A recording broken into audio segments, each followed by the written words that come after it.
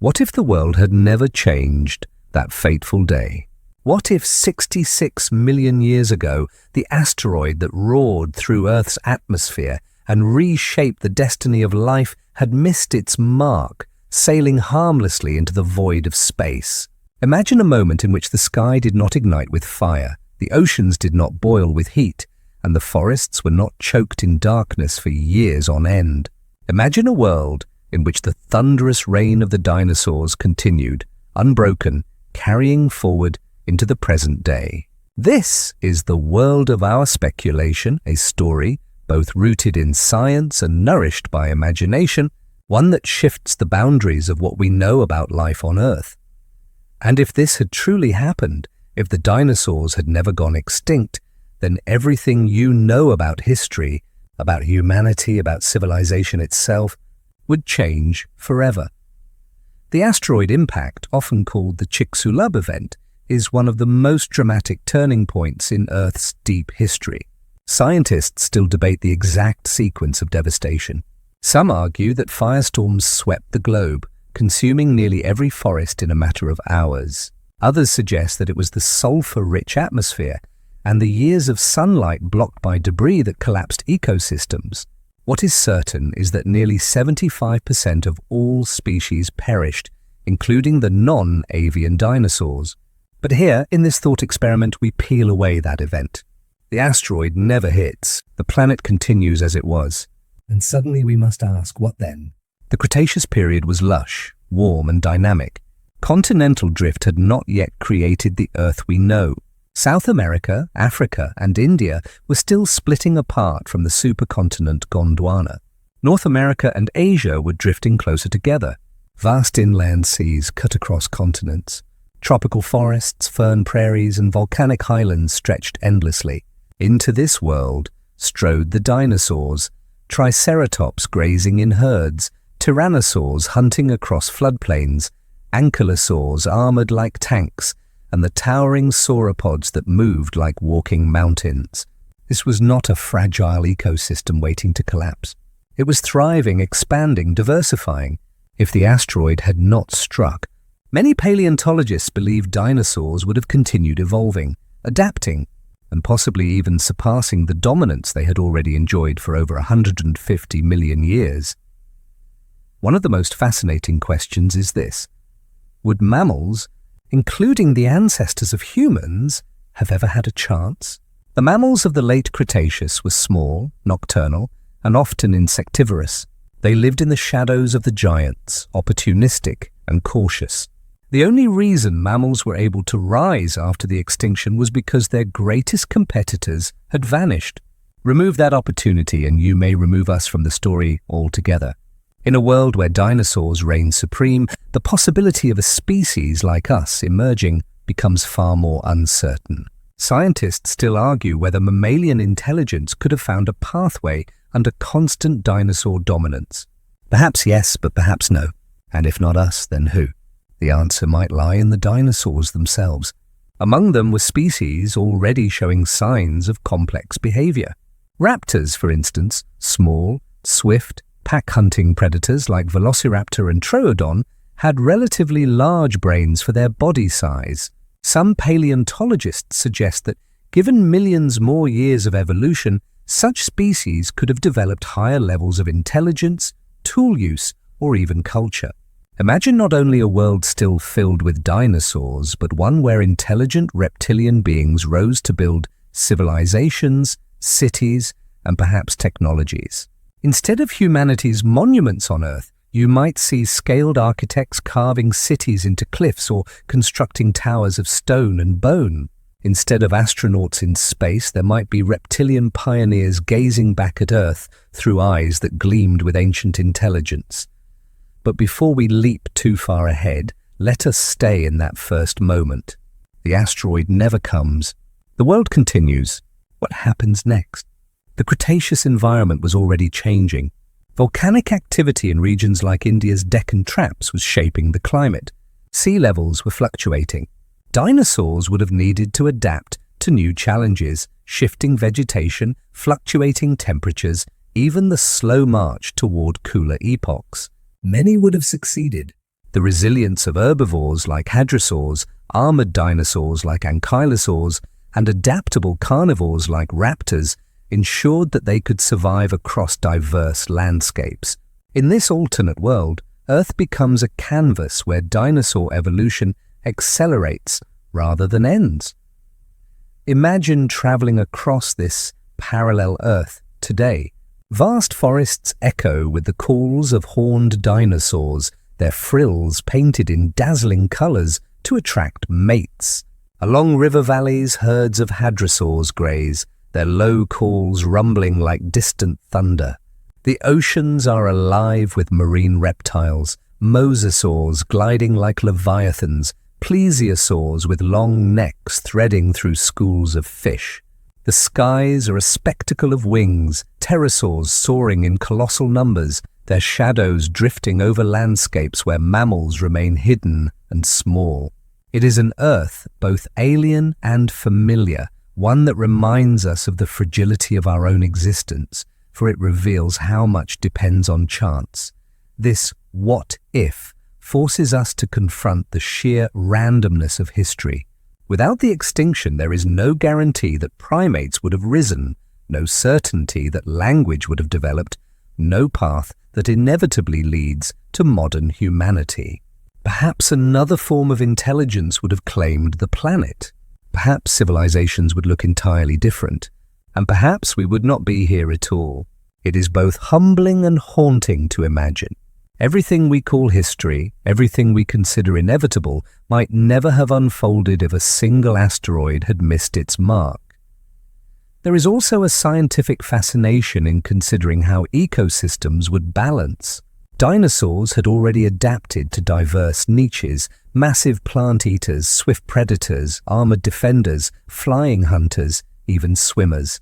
Given more time, they might have diversified into even more extreme forms. Could there have been dinosaur equivalents of elephants, whales, or even primates? Could they have developed new strategies of cooperation, communication, and survival? Scientists still debate how far evolution could have carried them. Some caution that intelligence like ours is extremely rare, a product of very specific evolutionary pressures. Others suggest that the potential was there, waiting to unfold. What is certain is that the dominance of dinosaurs would have continued to shape the Earth in ways we can only begin to imagine. And so, as you drift into this narrative tonight, hold on to this thought. History did not have to unfold the way it did.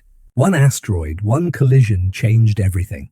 Remove that single event, and you remove us, you remove human civilization, and you invite a world ruled by scales, claws, wings, and teeth.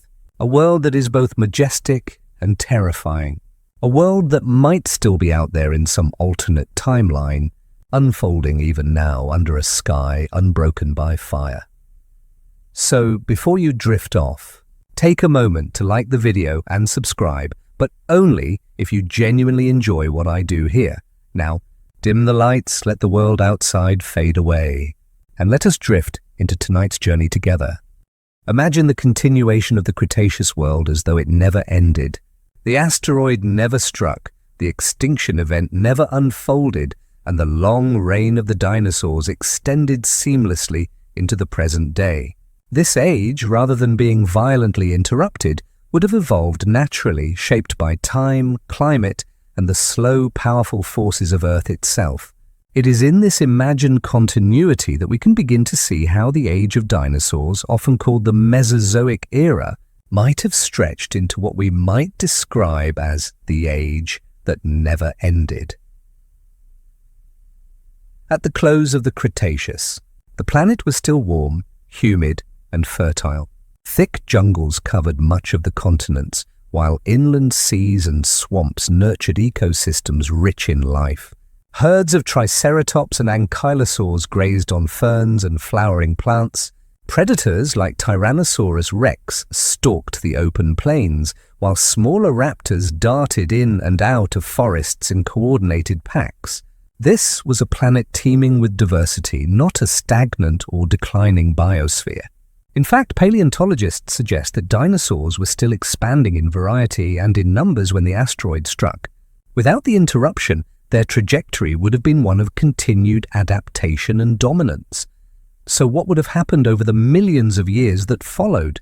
For one, continental drift would continue its inexorable path. The Atlantic Ocean would widen as South America and Africa pulled apart. India, still an isolated landmass during the late Cretaceous, would eventually collide with Asia, forming the Himalayas. Dinosaurs would adapt to these changing geographies, spreading into new environments and exploiting fresh ecological niches. Where deserts spread, dinosaurs might evolve into resilient, drought-resistant forms. Where mountains rose, new species of climbing or high-altitude reptiles might appear. The adaptability of dinosaurs was already extraordinary, and given time, their forms would likely have become even more diverse. Consider how mammals evolved after the real extinction event. Freed from dinosaur competition, they diversified into bats, whales, primates, and eventually humans. In this alternate history, the same evolutionary creativity would unfold, but it would unfold within the reptilian dynasties. Imagine marine reptiles evolving into equivalents of whales, not mammalian, but reptilian giants that dominate the oceans with intelligence and social complexity. Picture the skies filled not just with birds, but with vast, feathered or leathery-winged pterosaurs who had millions of years to refine their mastery of the air. On land, you might see dinosaur equivalents of elephants, slow, deliberate, highly social creatures whose size and strength make them nearly unchallenged. Evolution always fills niches, and without mammals to rise, dinosaurs would have filled them instead. Scientists still argue whether intelligence was a destined endpoint of evolution or merely a cosmic accident. If intelligence were inevitable, then some lineage of dinosaur might have risen to a level comparable to humans. Candidates like Troodon already possessed large brains relative to their body size, keen eyesight, and possibly complex social behaviors. Extend their evolutionary timeline by another 60 million years, and it is not unthinkable that their descendants could wield tools, shape fire, and even build civilizations. Such creatures would not resemble the stereotypical monsters of popular culture, but something subtler, more cunning, a species balancing reptilian form with human-like adaptability. The age that never ended would have also reshaped the very look of Earth's surface. Human civilizations have transformed landscapes through agriculture, cities, and industry. But in a dinosaur-ruled Earth, different forces would sculpt the continents. Vast herds of sauropods might flatten forests into plains. Carnivorous megafauna might create zones of avoidance where no other large creatures dare tread. If intelligent dinosaurs rose, their architecture might be adapted to their physiology. Sprawling structures scaled for tails and claws, cities built around vertical cliffs for climbing species, or perhaps cavern complexes carved into volcanic rock. The visual identity of civilization would be utterly alien compared to the straight lines and glass towers of our world. What about the smaller mammals of this alternate timeline? Most likely, they would have remained in the margins, nocturnal, small-bodied, surviving by speed and stealth. Without the great extinction to open doors, mammals might never have grown beyond the size of a fox or raccoon. There might be no primates, no great apes, no humans. The age of dinosaurs continuing forward might have suppressed mammalian expansion so thoroughly that our entire family line would remain obscure and insignificant, forever overshadowed by the towering reptiles. The human story in such a timeline might simply never exist. One intriguing aspect of this speculation is climate change. The real Earth underwent significant cooling after the Cretaceous, eventually leading to ice ages. Dinosaurs, warm-blooded or at least semi-warm-blooded creatures, would have had to adapt to cooler conditions. Feathers, which many species already possessed, could have become more widespread as insulation. Polar dinosaurs might evolve thick coats of plumage, resembling giant feathered mammals in appearance. Some species might migrate seasonally, while others might burrow or hibernate. The adaptability shown by birds today suggests that their dinosaur ancestors could have adjusted as well, creating whole new radiations of cold-adapted reptilian megafauna. It is also possible that certain lines of dinosaurs could have become more aquatic over time. Just as whales and dolphins arose from land-dwelling mammals, so too could some dinosaur species have taken to the oceans. Semi-aquatic species might evolve into streamlined marine hunters with paddle-like limbs and advanced sonar-like senses. Imagine great reptilian pods swimming in coordinated harmony, communicating with clicks and rumbles across vast distances of ocean. These creatures would not only dominate the seas, but might even develop a level of social intelligence rivaling dolphins. As this uninterrupted age stretches into the present, humanity's place within it vanishes. In its place, Earth becomes a reptilian planet, sculpted not by primates, but by creatures descended from those that once shook the ground with their steps. The soundscape of the world would be different, low rumbles, hisses, and booming calls replacing human speech and song. The smell of the world would change too, carried by giant bodies and reptilian musk instead of fires, industry, and agriculture. Even the night sky would look unfamiliar, not because the stars are different, but because the creatures gazing up at them would interpret them in ways utterly foreign to us. And yet, for all its alien qualities, the age that never ended would remind us of one profound truth. History is fragile. Life balances on chance. The asteroid strike was not destiny. It was an accident of orbit, timing, and physics. If it had not occurred, the age of dinosaurs would likely have stretched onward into deep time, rewriting everything we think we know about life on Earth.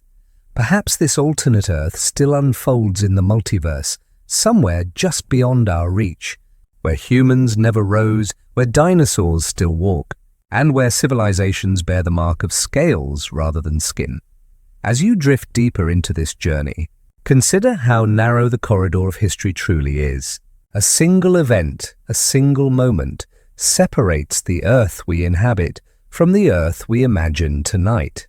And in that alternate history, the age of dinosaurs never ended.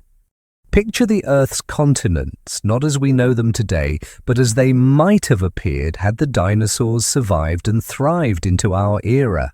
The familiar outlines of North America, South America, Africa, Asia, Europe, and Australia would still emerge through the slow, unrelenting force of plate tectonics. But their ecosystems would be strikingly different. Instead of the mammalian dominance that eventually produced elephants, lions, whales, and humans, the landscapes would be ruled by scaled titans, feathered giants, and reptilian predators that continued to diversify for millions of years. These continents would be places of wonder and terror, homes to animals whose evolutionary paths diverged from the moment the asteroid missed. Let us begin with North America. During the Cretaceous, much of this continent was bisected by the Western Interior Seaway, a vast inland ocean stretching from the Arctic Ocean down to the Gulf of Mexico. As tectonic uplift and sea level changes eventually drained this inland sea, fertile plains spread across the land. In our timeline, these plains became home to bison and later human agriculture. In the age of dinosaurs unbroken, these same prairies might have been roamed by colossal herds of hadrosaurs, duck-billed dinosaurs moving in numbers so great that the ground shook beneath them. Vast flocks of feathered pterosaurs would darken the skies overhead, while predators, such as advanced descendants of Tyrannosaurus, would stalk the edges of herds, waiting for a moment of weakness. Imagine the American Midwest not as wheat fields, but as endless dinosaur savannas.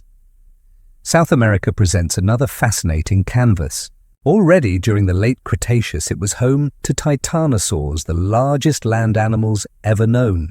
Without extinction, these massive sauropods might still roam, their necks rising above forest canopies like organic skyscrapers. South America's rainforests in this alternate timeline would echo not with the cries of howler monkeys or the calls of toucans, but with the trumpeting bellows of sauropods and the piercing shrieks of feathered raptors. Along the rivers, Crocodilian species might grow to unimaginable proportions, evolving into apex hunters rivaling any land predator. Scientists still argue whether ecosystems could sustain such enormous biomass indefinitely, but given enough diversity of plants and climate zones, it is entirely possible that South America would be a continent of living giants. Africa, too, was already a land of extremes in the age of dinosaurs. It hosted Spinosaurus, a predator adapted for both land and water, and Carcharodontosaurus, a massive carnivore rivaling Tyrannosaurus in size. If the age had continued, African ecosystems might now be dominated by descendants of these lineages. Imagine rivers like the Nile not as human cradles of civilization, but as territories where immense Spinosaur descendants hunted fish the size of cars. Grasslands would never be shaped by antelope and zebras, but by herds of armored ankylosaurs and horned ceratopsians adapted to arid savannas. Lions, elephants, giraffes, and humans would never appear. Instead, the African continent would hum with reptilian life, a living reminder of a world where scales ruled unchallenged. Asia, always a crucible of dinosaur diversity, would likely have given rise to some of the most extraordinary evolutionary experiments. The raptors of Mongolia, already clever and agile, could have become even more advanced. Some paleontologists speculate that had they survived, these dinosaurs might have approached the intelligence of primates. Picture a wind-swept desert where scaled, feathered creatures with keen eyes work in coordinated groups, hunting not merely with instinct but with strategy approaching culture. In the forests of what we call China, descendants of small feathered dinosaurs might dominate the canopy, rivaling the roles that primates now play in our own reality. The potential for an intelligent dinosaurian lineage to arise here is not mere fantasy. It is a plausible extension of trends already visible in the fossil record. Europe, fragmented into islands during much of the Mesozoic, was home to unique dwarfed species of dinosaurs. In our alternate timeline, as Europe became more unified by continental drift, these island specialists might either vanish or evolve into distinctive mainland populations. Imagine smaller but highly specialized carnivores darting through forests, feathered and camouflaged, capable of pack coordination. Europe's rolling landscapes might resemble something like a mix between our world's medieval forests and an alien ecosystem, where the rustling in the undergrowth is not a deer, but a half-ton reptile with intelligent eyes. Australia, with its long isolation, would likely harbour some of the strangest descendants of all. In reality, it became a continent of marsupials and monotremes. In this alternate history, it might instead be home to bizarre experimental dinosaur forms, perhaps semi-aquatic species adapted to swamps, or burrowing reptilian grazers that resemble living tanks. Given the adaptability of dinosaurs, it is not impossible that Australia could have produced forms so unusual they would seem like science fiction to us. Some may glide between trees on feathered membranes, while others tunnel underground, feeding on roots and fungi in complete darkness. Beyond the continents themselves, the oceans would be alive with reptilian dominance. In our world, mammals like whales and dolphins took over the seas. But in this alternate timeline, mosasaurs, ichthyosaurs, and plesiosaurs might have continued to evolve, filling every niche from small schooling hunters to colossal leviathans. The soundscapes of the oceans would be different too, not the haunting songs of whales, but low rumbles, hisses, and deep, bass-like clicks of reptilian giants communicating through water. The polar regions present yet another striking possibility. Dinosaurs already lived in polar environments during the late Cretaceous, as fossil discoveries in Alaska and Antarctica show.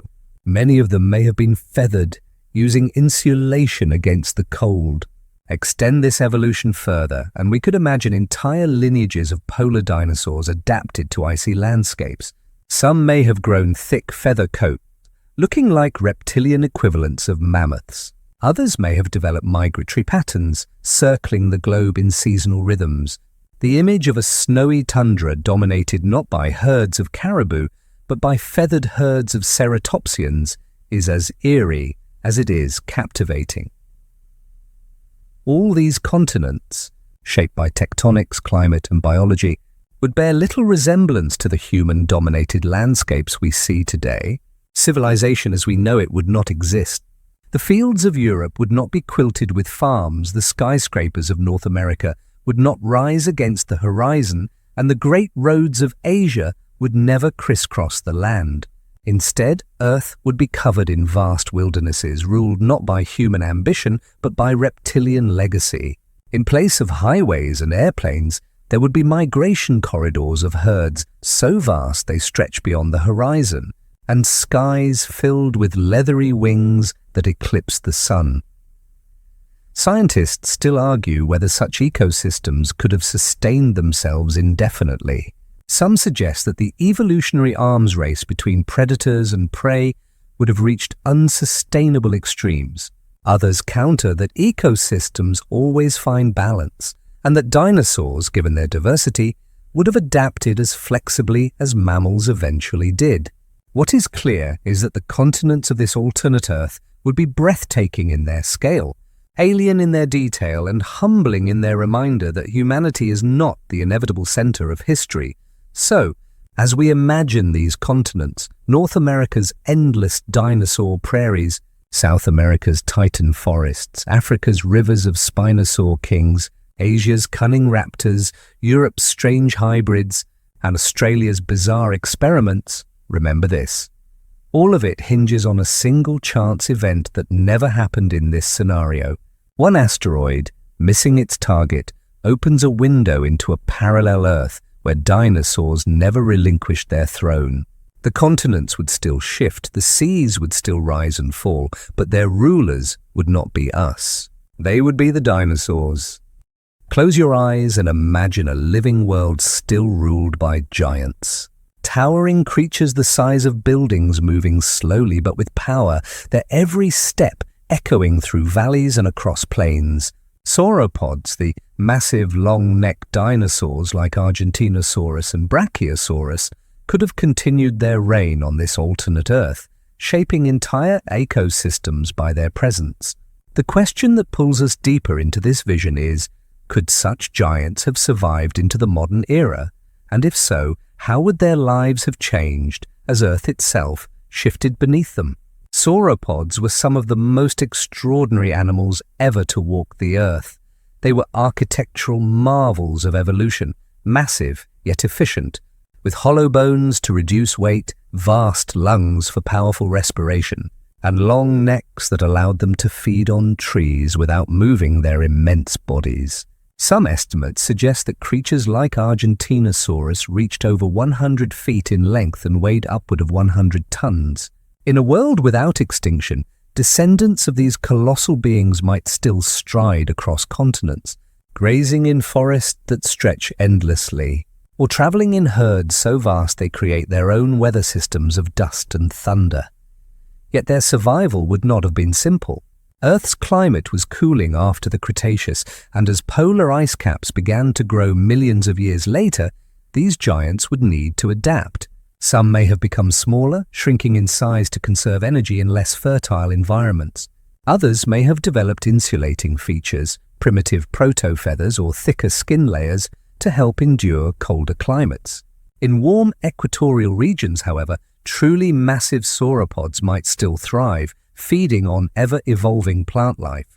Imagine them today in Africa's rainforests or South America's Amazon basin, colossal shadows among the canopy, their low calls reverberating through the mist. Predators would also continue to evolve alongside these giants. Tyrannosaurus rex, while already a formidable hunter, might have given rise to new lineages designed to exploit opportunities in a sauropod-rich world. Perhaps predators would grow even larger, capable of hunting in cooperative groups to take down massive prey. Or perhaps they would specialize, becoming swift ambush hunters that attacked vulnerable juveniles rather than the armored, thick-skinned adults. The arms race of predator and prey unchecked by extinction, would drive innovation in form, behavior, and survival. Consider too the armored dinosaurs, the ankylosaurs and stegosaurs, survivors of the great reptilian dynasties. Their descendants might have become even more formidable, blending defense with intelligence. Ankylosaurs already carried tails like sledgehammers. Perhaps some would evolve spiked armor so complete they resembled living tanks grazing with little fear of attack. In grasslands, their heavy bodies would plow trails through vegetation, shaping the landscape as profoundly as elephants do today. Imagine vast fields in Africa or Australia dotted not with grazing mammals, but with armored reptilian herds shimmering in the sun, each one a fortress of bone and scale. The survival of giants is not only about their size, it is about their role in ecosystems. Sauropods, by sheer mass, would have acted as ecological engineers. Their feeding would prune forests, their migrations would fertilize land, and their presence would reshape the distribution of plant life. Without them, our world became dominated by grasses and mammals. With them, perhaps grasses would never have achieved dominance. Instead, forests of cycads, conifers, and giant ferns might still dominate landscapes. The survival of giants would have altered not only animals but the very flora that covers the earth. Scientists still argue whether sauropods could have persisted indefinitely. Some suggest that their enormous size left them vulnerable to environmental instability. Others believe their adaptability, fast growth rates, efficient digestive systems, and cooperative herding behavior could have carried them through millions more years. In this speculative timeline, let us imagine they succeeded, adapting with grace and continuing their reign as the living monuments of Earth. Now think of how these giants would intersect with the possibility of intelligent life. If intelligent dinosaurs had evolved, as some theories propose, how would they coexist with their titanic cousins? Perhaps they would worship them as gods, building myths around their presence. Perhaps they would domesticate smaller relatives for labor, but leave sauropods as untouchable, sacred beings. Civilization, in such a world, might have grown not with cattle and horses, but in the shadow of beings taller than skyscrapers. Just as humans paint legends of dragons, intelligent dinosaurs might have told their own myths about the titans that walked beside them. Marine giants, too, would not vanish. In our reality, whales grew to fill the ocean niches left vacant by extinct reptiles. But in this alternate Earth, mosasaurs and plesiosaurs would have continued evolving, possibly reaching sizes to rival modern blue whales. Their survival would shape ocean ecosystems, dictating the evolution of fish, cephalopods, and other marine species. Imagine a modern ocean cruise, not alongside pods of dolphins, but shadowed by the dorsal fins of reptilian leviathans whose rumbling calls vibrate through the hull. The survival of giants would mean an entirely different soundscape for Earth, one filled with roars, bellows, and low resonant calls carried across land and sea. The skies would not be left untouched. Pterosaurs, though many were already vast in size, might have continued to diversify. Some may have become bird-like, filling niches of scavengers and songbirds. Others may have reached wingspans that dwarf even Quetzalcoatlus, gliding for hours on thermals over oceans. In our world, the giant albatross and condors rule the skies of endurance. But in this alternate reality, the skies belong to leathery winged rulers whose shadows stretch for miles. If you stood in a field and looked upward, the silhouettes above you would be alien, primal, and terrifying in scale, but survival is always paired with adaptation. Giants alone cannot endure without flexibility. Perhaps many lineages did shrink over time, creating smaller versions better suited to environments of scarcity. Just as mammoths eventually dwindled to pygmy forms on islands, sauropods might have evolved into dwarf forms in restricted habitats. Yet the presence of even a few true titans would ensure that Earth's ecosystems revolved around them. Their survival would keep the balance forever tilted toward reptilian dominance. Now imagine encountering such a world as a human traveler. Picture yourself walking through a forest clearing and seeing a neck rise slowly from the trees, higher and higher until it disappears into the mist, the body hidden but implied by the thunderous weight of steps shaking the ground. Would you feel awe? Terror, both at once? For in this alternate Earth, survival of the giants means survival of a scale we can scarcely comprehend. Our cities feel immense, but against a living being that eclipses their size, our monuments become small. The survival of giants also brings with it the possibility of extinction deferred but not erased. Even in this alternate timeline, challenges would come. Climate change, volcanic eruptions, or other cosmic accidents might eventually threaten even the most massive species. But what makes this speculation powerful is the recognition that giants were not doomed by design. Their extinction was not inevitable. It was sudden, contingent, an accident of cosmic timing. And if that accident had never occurred, they might still walk the Earth today. As you imagine these titanic survivors, remember that their echoes remain with us. Birds are living dinosaurs, reminders of a lineage that nearly ended but did not. Crocodilians still slip through rivers much as they did alongside sauropods. The survival of giants in our timeline is partial, fragmented, but it whispers of what might have been. On the alternate Earth, however, those whispers would be thunder. The giants would not be ghosts. They would be neighbors, rulers, and companions in a world where their age never ended.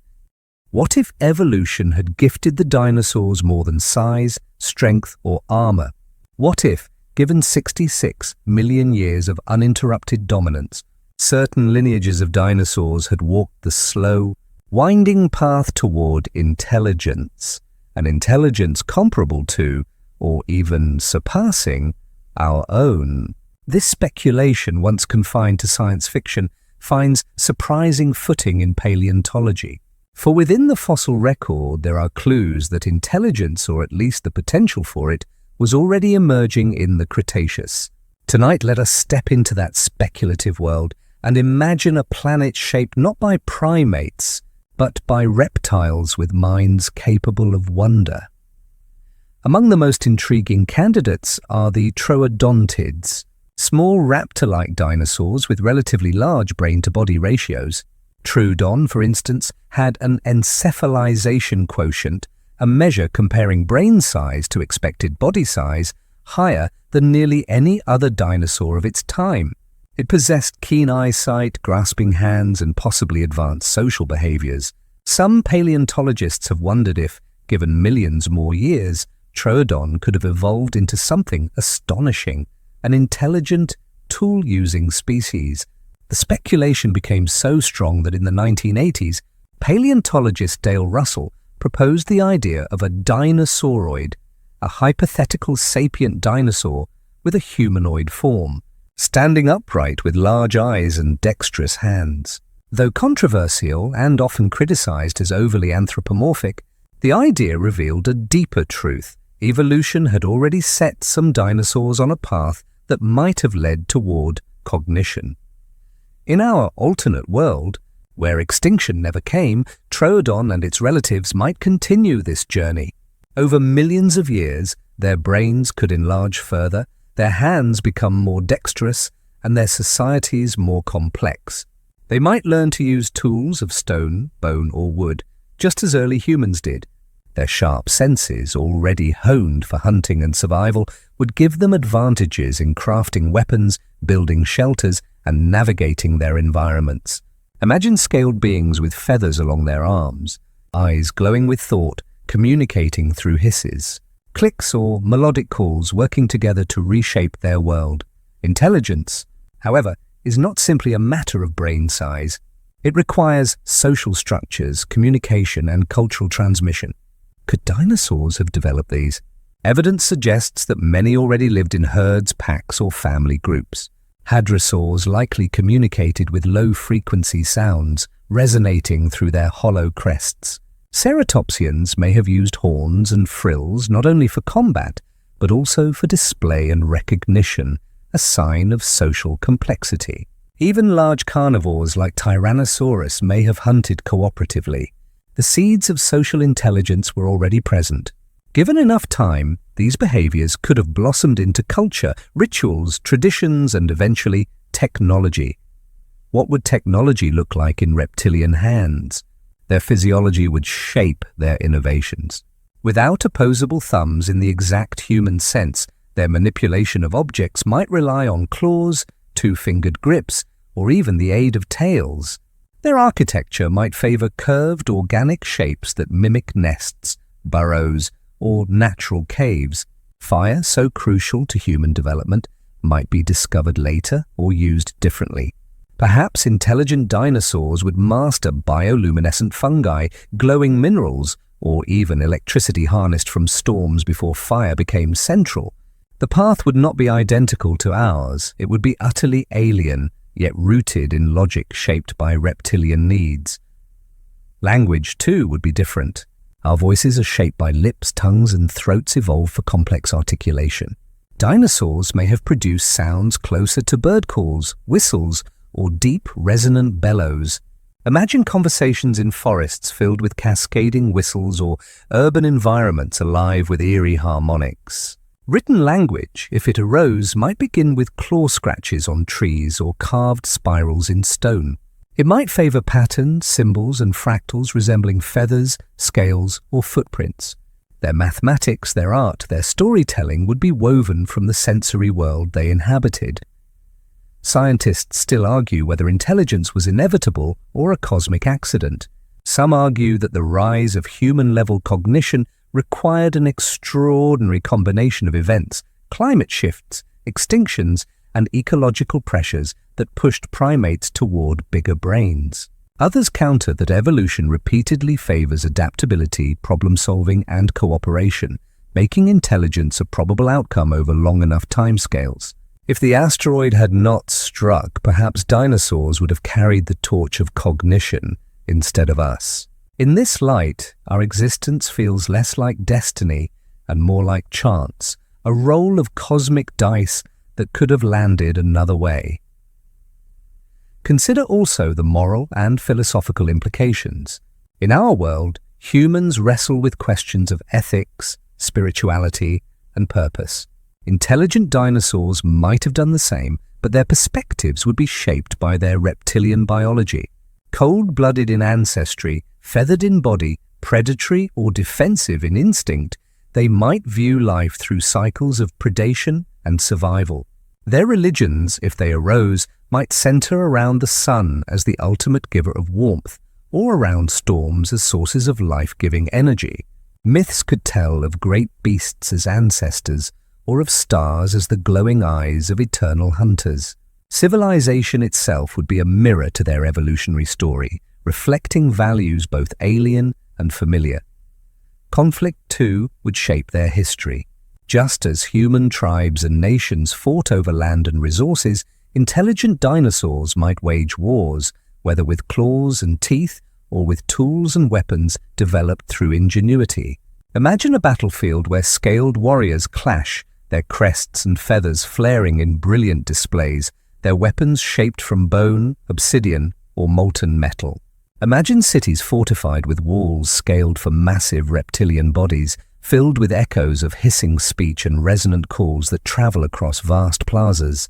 The rise of intelligence is rarely peaceful, and these beings would likely struggle with the same duality we know, the ability to create beauty and the capacity for destruction.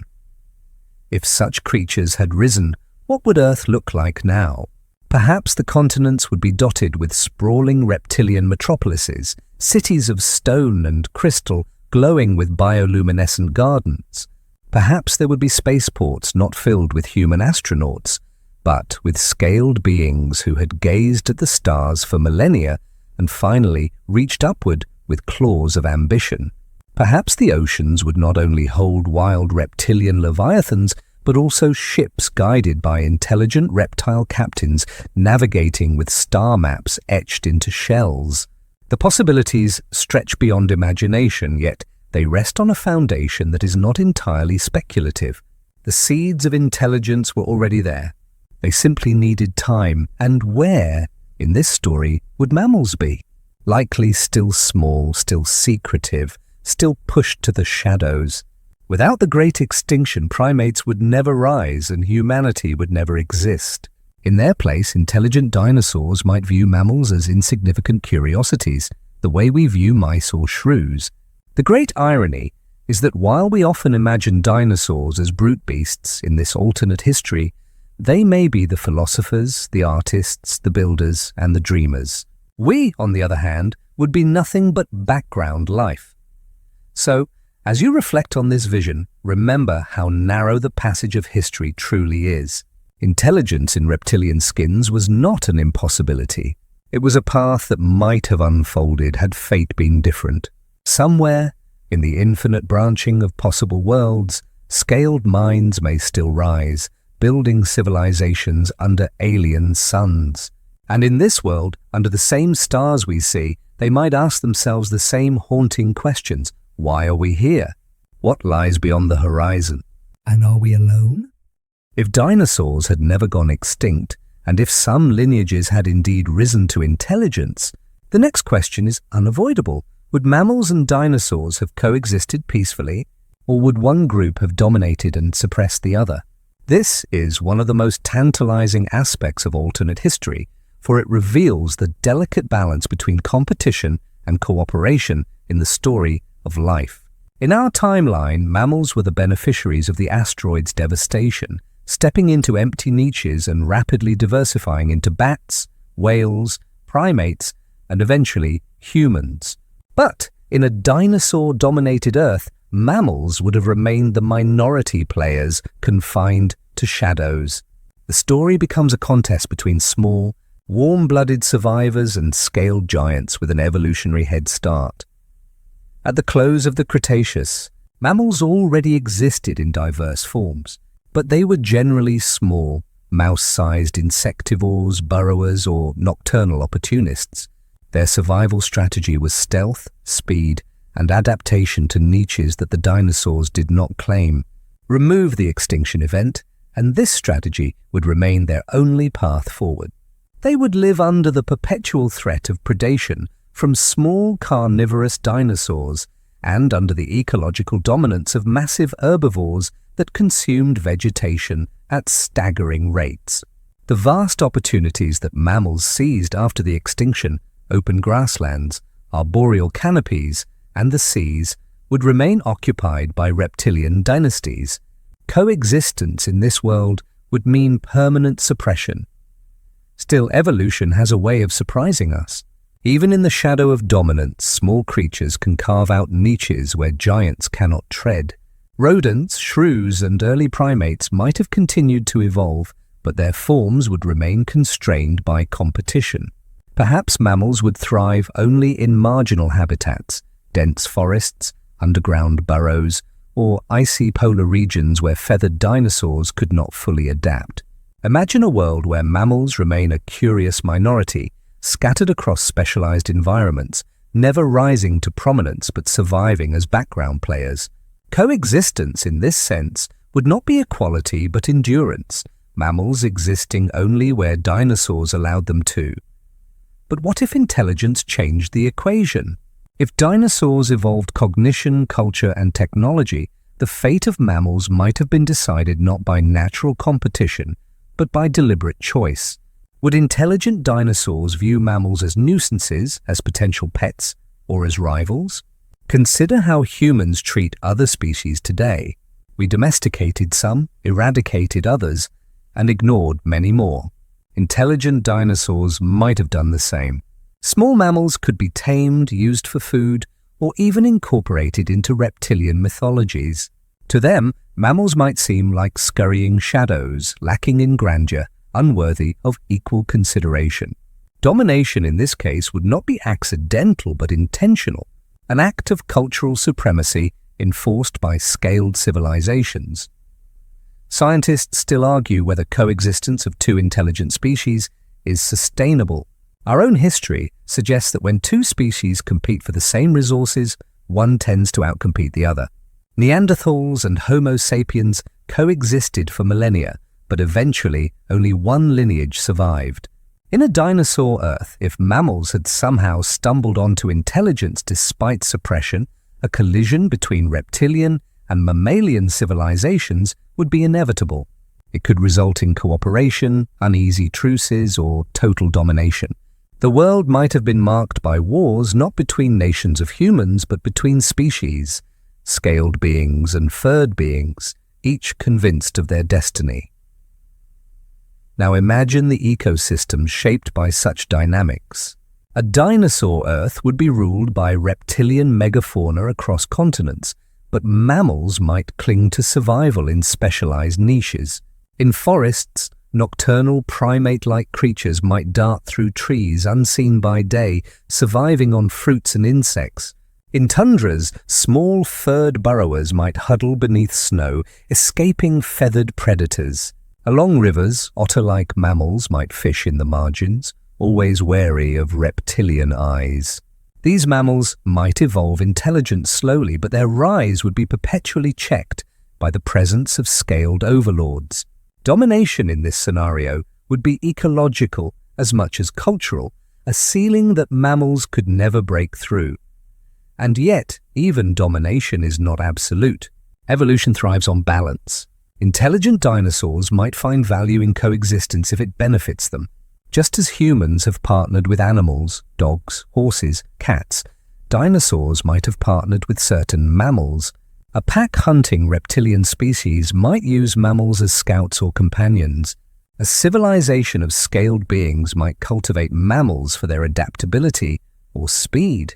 This form of coexistence would not be equality but symbiosis, a relationship where mammals survive only by serving reptilian interests.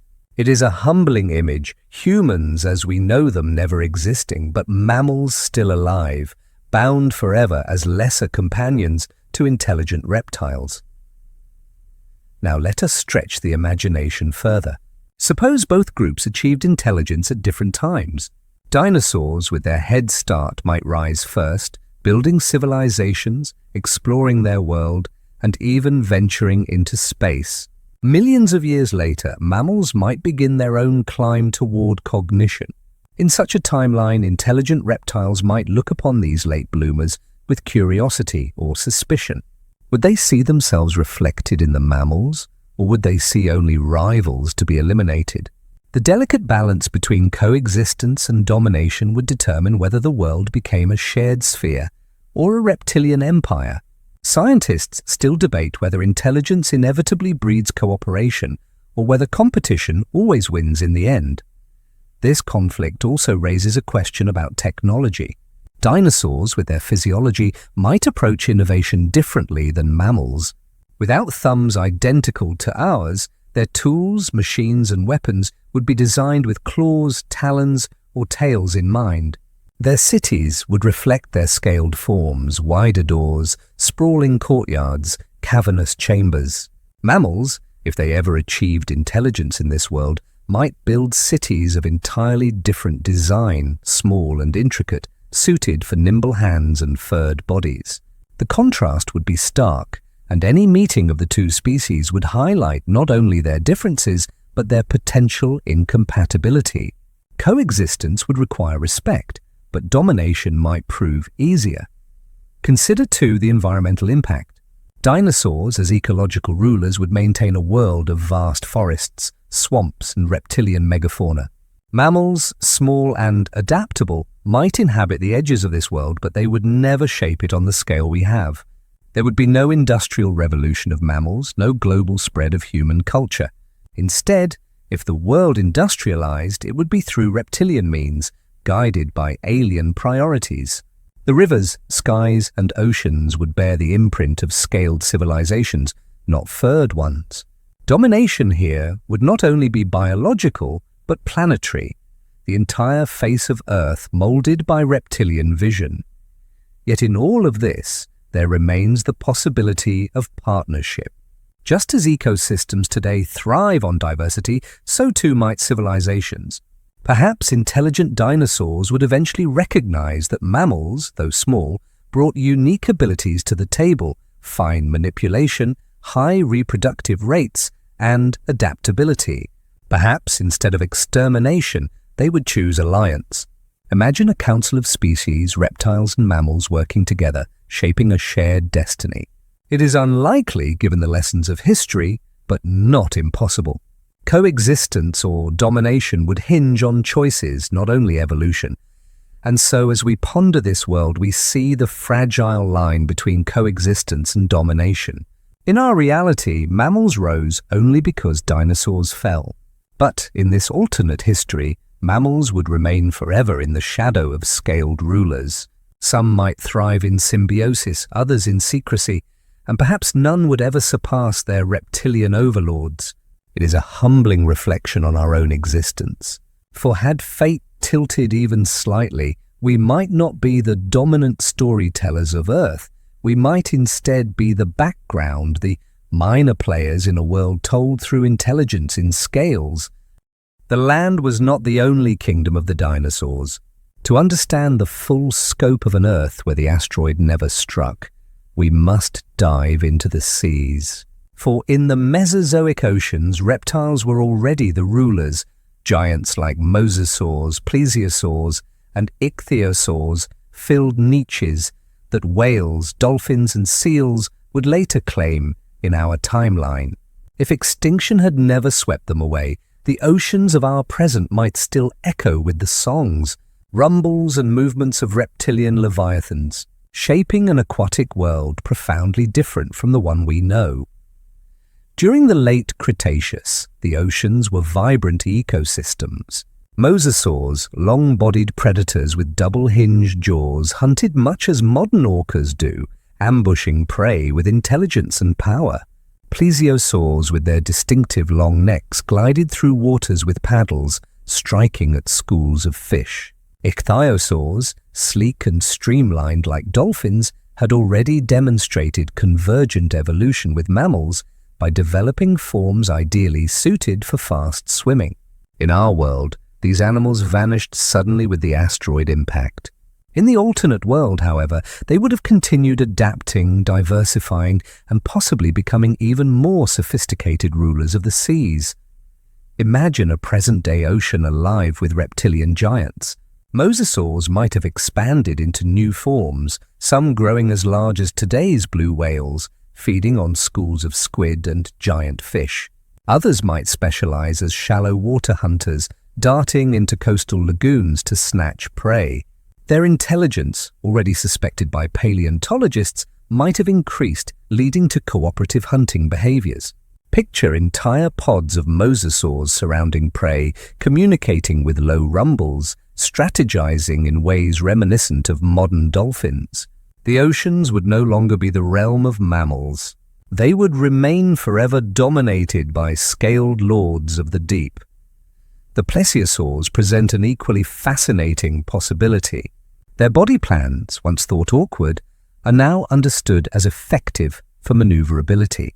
With millions more years of evolution, some might become filter feeders, sweeping through plankton-rich waters much as baleen whales do today. Others might refine their hunting abilities, developing speedier builds to chase fast-moving fish. Their long necks could evolve into specialized tools, some species with ultra-flexible vertebrae capable of striking like serpents, others shortened and thickened for brute power.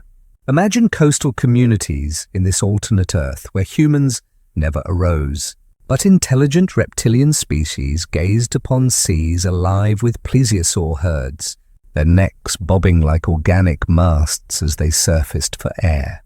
Ichthyosaurs, though thought to have disappeared before the asteroid impact, could also have lingered or re-evolved into new forms had the extinction never occurred. With their dolphin-like shapes, they were built for speed and deep diving. In this alternate Earth, ichthyosaur descendants might dominate pelagic zones, diving to crushing depths in search of squid or glowing fish. Perhaps they would even evolve sophisticated echolocation, communicating with high-frequency clicks and whistles across miles of open water. If dolphins fill the role of ocean thinkers in our world, ichthyosaurs might have filled that role in theirs. The oceans would not merely hold reptilian giants, they would be shaped by them. Ecosystems are sculpted by apex predators, And in this world, the balance of marine life would look radically different. Without whales to control plankton blooms and regulate fish populations, reptiles would take on this role. Mosasaurs and ichthyosaurs would keep mid-level predators in check, preventing oceans from becoming imbalanced. Plesiosaurs feeding in schools would structure the flow of nutrients. Even their bodies, upon death, sinking to the ocean floor, would create vast reptilian falls of bone and flesh, nurturing entire ecosystems of scavengers in the deep. The ocean's rhythms would be reptilian rhythms, guided by creatures older than mammals. Now imagine how these reptilian oceans would intersect with climate and geography. As continents drifted and polar ice sheets grew, some reptilian species might adapt to colder waters. Plesiosaurs with insulating fat layers or even proto-feathers could evolve to dominate icy seas. Mosasaurs might develop migration routes spanning thousands of miles, guided by celestial navigation or geomagnetic senses. Reptilian migrations could rival those of whales today, shaping seasonal pulses of life across the globe. Fishermen in this alternate reality, if intelligent dinosaurs evolved technology, would not track tuna or whales, but follow herds of scaled giants moving with the seasons. One cannot help but wonder, could marine reptiles have developed intelligence? The possibility is slim, but not impossible. Mammals like dolphins and whales demonstrate that the ocean is not hostile to cognition. Mosasaurs, with their predatory cunning, could have developed advanced communication systems. Ichthyosaurs, with their large eyes and sensory adaptations, might have become problem solvers in the deep. If land-based dinosaurs reached intelligence, their marine cousins might not be far behind. Imagine civilizations of reptilian sailors building boats not to dominate the seas, but to interact with equally intelligent marine kin. Earth would not only be a reptilian planet of land, but of oceans filled with thinking leviathans. Scientists still debate whether reptiles had the neurological capacity for such advances. Some argue that the brain structures necessary for abstract reasoning are unique to mammals and birds. Others counter that evolution has repeatedly surprised us. Octopuses, with completely different brain architectures, demonstrate problem-solving and intelligence. If cephalopods can reach high cognition, why not reptiles of the sea? Evolution is inventive and intelligence is not the monopoly of any single lineage. The oceans of reptiles might have been more than ecosystems. They might have been societies. Now let us visualize a modern alternate Earth shaped by these beings. On shorelines, fishing villages of intelligent dinosaurs might gaze upon seas alive with plesiosaur herds, their necks rising like organic ships. Farther out, mosasaurs breach the waves, their bodies glistening in sunset light, while ichthyosaurs arc gracefully through schools of bioluminescent fish. The soundscape of the ocean is filled with rumbles, clicks, and whistles, carrying messages across distances no human ear could fathom.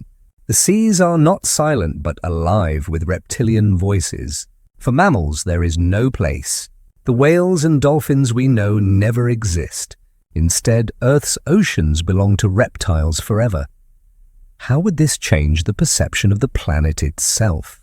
In our world, whales have become symbols of wonder, conservation, and intelligence beyond humanity.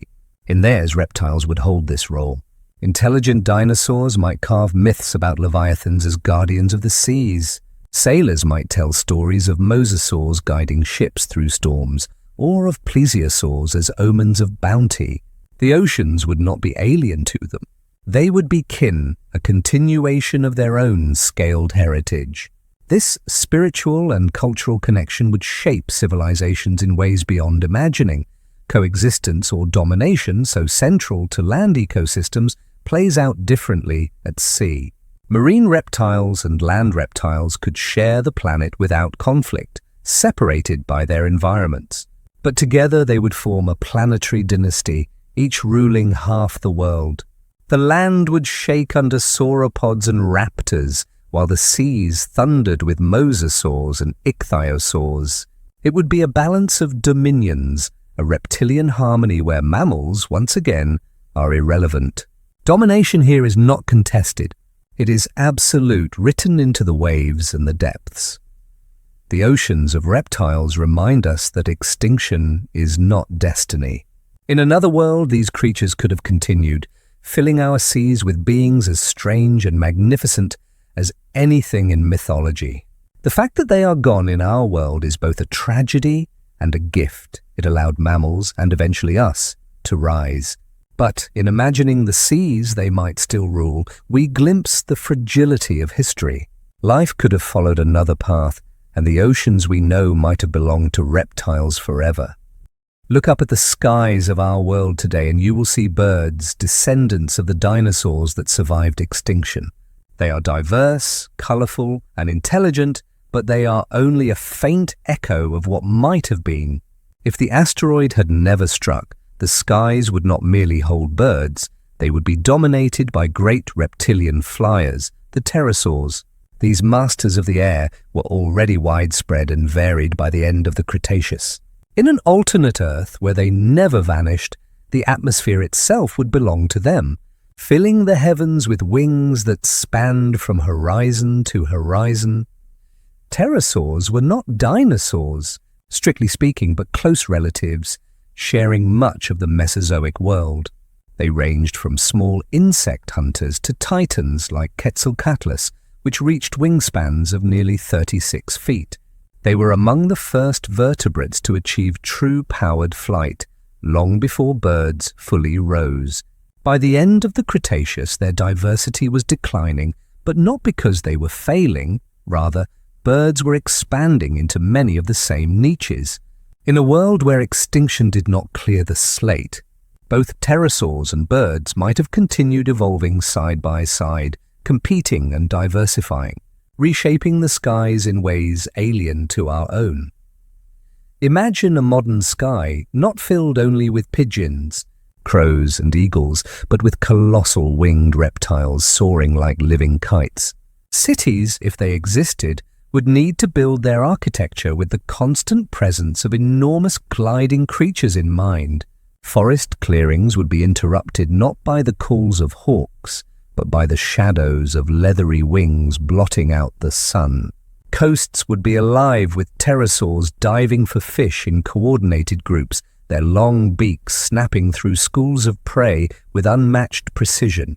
At night, bioluminescent feathers or glowing patches of skin might evolve to aid in communication, painting the skies with eerie constellations of living lights. Evolution would not stand still. Given another 60 million years, pterosaurs could have taken flight into even more specialized niches. Some might become the equivalents of hummingbirds, hovering with rapid wing beats to feed on flowers. Others might resemble vultures gliding for hours and cleaning ecosystems of carrion. The largest might surpass even Quetzalcoatlus, developing wingspans so vast that their glide ratios allow them to circle continents without flapping. Some might adapt to urban-like cliffs, nesting in colonies so immense they resemble swarming clouds. The skies would never again belong to the small. They would be dominated by titanic beings that define the horizon. Birds, too, would still play their part, but their roles would be limited. In our world, birds became the inheritors of the skies because pterosaurs vanished. In this alternate history, they would remain in smaller niches, perhaps never achieving the vast diversity we see today. No parrots filling forests with chatter, no penguins swimming Antarctic seas, no chickens domesticated by humans. Instead, birds might be minor companions in a reptilian sky, overshadowed by their more massive cousins. Where in our world we see flocks of starlings painting the sky, in theirs we would see clouds of smaller pterosaurs moving in unison, their wings flickering in waves of light and shadow. The ecological implications are profound. Insects, the most numerous creatures on Earth, would face endless predation from small, swift pterosaurs. Fish populations would be managed by aerial hunters swooping into lakes and oceans. Terrestrial life would adapt to constant danger from above, Small mammals might live in burrows or undercover to avoid aerial attack. The balance between predator and prey would be written across the sky itself, a daily dance of shadow and survival. Scientists still argue whether ecosystems could sustain so many large flying creatures, but evidence suggests that as long as resources are abundant, flight is a powerful and sustainable adaptation. One fascinating possibility is that some lineages of pterosaurs could have developed higher cognition. Flight requires complex navigation, spatial awareness, and coordination. Birds today show us that the skies can be training grounds for intelligence. Crows and parrots demonstrate problem-solving and memory on par with primates. Extend that evolutionary experiment into pterosaurs, and one can imagine highly intelligent flying reptiles using tools, cooperating in hunts, or even passing cultural knowledge between generations. The skies of Earth could hold not just beasts but thinkers, scaled philosophers with wings contemplating the world from the thermals above. Imagine how such beings might perceive reality. Their lives would be spent in motion, navigating vast distances, reading winds and currents, and mapping the world from above. Their myths and stories might describe Earth not as solid ground but as an ocean of air through which all life sails. Civilization, if it arose among them, might be built vertically, nesting towers, floating platforms, or even aerial cities tethered to mountain peaks. Written language might take the form of sky dances, coordinated flights that tell stories in patterns of movement. Music might be harmonics carried on the wind, layered over vast distances. Their very concept of home would be alien to us, yet perfectly natural to them. For land-dwelling creatures, whether mammals, dinosaurs, or intelligent reptiles, the presence of aerial giants would be a constant challenge. Herds would move cautiously, aware that predators could strike from above. Small species would rely on camouflage or rapid dives into cover. Predators on the ground would have to coordinate with the threat from the skies, perhaps scavenging from aerial kills. The entire dynamic of terrestrial life would shift. Humanity, had it somehow risen in this world, might have grown in constant fear of the skies, building shelters with reinforced roofs, inventing weapons specifically to ward off aerial hunters. But in this alternate Earth, humans never came to power, so these adaptations belong to other species, scaled, feathered, or furred, living always under winged shadows. The skies themselves would look different. Picture a sunset where not only clouds are painted in orange and red, but silhouettes of creatures with wingspans larger than aircraft glide across the horizon. Picture nights lit not only by stars but by glowing patches of skin on bioluminescent pterosaurs signaling across miles of darkness. Storms would become arenas of drama, with enormous flyers struggling against winds or using powerful gusts to carry themselves to new continents. Migration would not just involve birds traveling in formations, but leviathans of the sky riding jet streams, moving from one hemisphere to another in rhythms that shape entire ecosystems.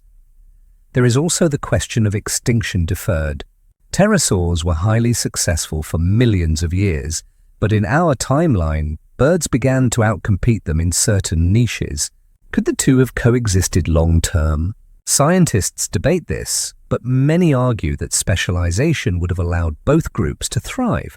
Birds may have dominated smaller niches, while pterosaurs ruled the skies of grandeur. In this alternate Earth, their coexistence could be a stable balance, each carving a place that complements the other. The skies, then, would not be monopolized, but shared. A layered tapestry of flight, from tiny buzzing bird-like forms to winged giants casting shadows across entire valleys. This vision of skies full of wings forces us to reflect on the fragility of history. Our world, with its sparrows and pigeons, is only one version of what could have been. Another Earth, one asteroid away, might have filled its atmosphere with reptilian giants whose presence defined every horizon. We might never have existed, but the skies would be more alive than we can easily imagine. They would be theatres of wonder, danger, and beauty, written in wings. So as you drift deeper into this journey, imagine looking upward, not to see emptiness, or clouds or airplanes, but to see endless wings, Scaled and feathered, gliding forever. a world where the heavens themselves were alive, where the rulers of the air never fell, and where every sunrise brought the sweep of shadows across the land, reminding all below that the skies belonged not to us, but to them. Beneath the endless wings and titanic footsteps of dinosaurs, mammals remained small, quick, and mostly unseen. In our real history, the asteroid impact removed the dominant reptiles, allowing mammals to surge forward and diversify into the forms we now recognize: whales, bats, primates, and ultimately humans. But in this alternate Earth, where no impact shattered the balance, mammals would remain trapped in the shadows. Their story would be one not of sudden triumph, but of careful survival in the margins of ecosystems ruled by giants. Picture the Cretaceous night, dense forests alive with chirping insects, moonlight slipping through fern fronds and small furry shapes darting between roots. These were the early mammals, creatures no larger than raccoons, some as tiny as mice. They had sharp teeth, quick reflexes, and clever habits. Most were insectivores, nibbling beetles or worms. Some gnawed seeds or climbed branches to pluck fruit. A few were beginning to experiment with gliding membranes, echoing what bats would later achieve. They were adaptable, resourceful, but always overshadowed by the immense presence of reptiles who controlled the open spaces, the skies, and the seas. In our world, the mass extinction cleared the stage, and mammals exploded into every available niche. In this world, they would be forced to wait, their ambition stunted, their opportunities rare. Dinosaurs would continue to dominate the large herbivore and predator roles. Pterosaurs would rule the skies. Marine reptiles would govern the oceans. Mammals would find themselves locked into the roles of scavengers, insect hunters, and forest dwellers. Instead of rising to power, they would persist as an undercurrent, necessary, clever, but never supreme. Over millions of years, however, evolution never stops. Even within the shadows, mammals would continue to adapt. Some might evolve into specialized nocturnal hunters, using keen hearing and sensitive whiskers to track prey in the dark. Others might refine their ability to digest seeds and fruits, co-evolving with plants that spread their seeds at night to avoid dinosaur grazers. Arboreal mammals, small and nimble, could create networks of life in the canopy, untouchable by the heavy feet of dinosaurs below. In caves, burrows, and hollows, mammals would carve out secret kingdoms unseen by the giant rulers above. One possibility is that mammals might diversify in parallel with dinosaurs but never displace them. For instance, gliding mammals could spread across forests, creating an entire lineage of winged, furry creatures parallel to the pterosaurs. They would be smaller, more delicate, but able to exploit the night sky when the great reptiles rested. Another possibility is aquatic mammals evolving in rivers and lakes, small, otter-like creatures that feed on fish and insects without venturing into the ocean depths where plesiosaurs and mosasaurs ruled. These niches would remain stable for millions of years, supporting mammalian survival, but not dominance. Yet the pressure of competition can lead to brilliance. Insects and plants were already engaged in a co-evolutionary dance, with flowering plants spreading across the Cretaceous world. Mammals, with their warm-blooded metabolisms and sharp senses, were perfect partners for these new plants. Some could evolve specialized snouts to feed on nectar, becoming the pollinators of the night. Others could digest hard seeds or spread fruit pits far and wide, creating forests that grew in hidden cycles alongside reptilian rule. In this way, mammals would still shape ecosystems quietly, unseen architects of the green world. Would intelligence arise among them? That question lingers in the imagination. On our Earth, intelligence flourished partly because mammals had room to grow larger, live longer, and develop social complexity after the extinction. Without that room, their development might stall. Still, intelligence does not demand size alone. It demands pressure, adaptation, and survival. Some small mammals might form cooperative colonies, exchanging information with calls and scents. Their communication could evolve into something more elaborate, a whispering language of the undergrowth. They might never rival the scale of dinosaurs, but they could rival their cunning. Consider a lineage of mammals evolving to exploit dinosaur nests. Quick, clever, and resourceful, they might specialize in raiding eggs, developing advanced problem-solving skills to bypass defensive parents. Over time, this constant arms race could sharpen their wits, making them some of the cleverest creatures in the ecosystem. Dinosaurs might counter with thicker shells, deeper nests, or communal guarding, but mammals would always test those defenses. In such a world, the evolutionary spark of intelligence might lie not in apes, but in nocturnal egg thieves that learned strategy and deception. Another fascinating possibility lies in cooperation with larger animals. In Africa today, oxpeckers ride on buffalo, cleaning them of parasites. Could mammals have found similar symbiosis with dinosaurs? Imagine small furry creatures grooming the hides of sauropods, feeding on ticks and insects, tolerated by their massive hosts. These mammals might evolve trust, recognition, and even communication with their partners. Such relationships could allow them to thrive despite their size, creating entire lineages of dinosaur companions that live in tandem with the giants. The oceans tell a different story. Marine mammals in our world, whales, dolphins, and seals, evolved only after reptiles were gone. In this alternate history, they would be denied the seas, for mosasaurs, ichthyosaurs, and plesiosaurs still rule those waters. At most, mammals might cling to river systems, becoming semi-aquatic like beavers or otters, but never achieving global dominance. The songs of whales would never exist. The intelligence of dolphins would never bloom. The oceans would remain reptilian realms, their dramas far beyond mammalian reach. All of this raises a question. If mammals remained small and secondary, could they ever rise to dominance at all? Some scientists argue no, the grip of dinosaurs was too strong, their variety too great. Others suggest that change always comes, even if slowly.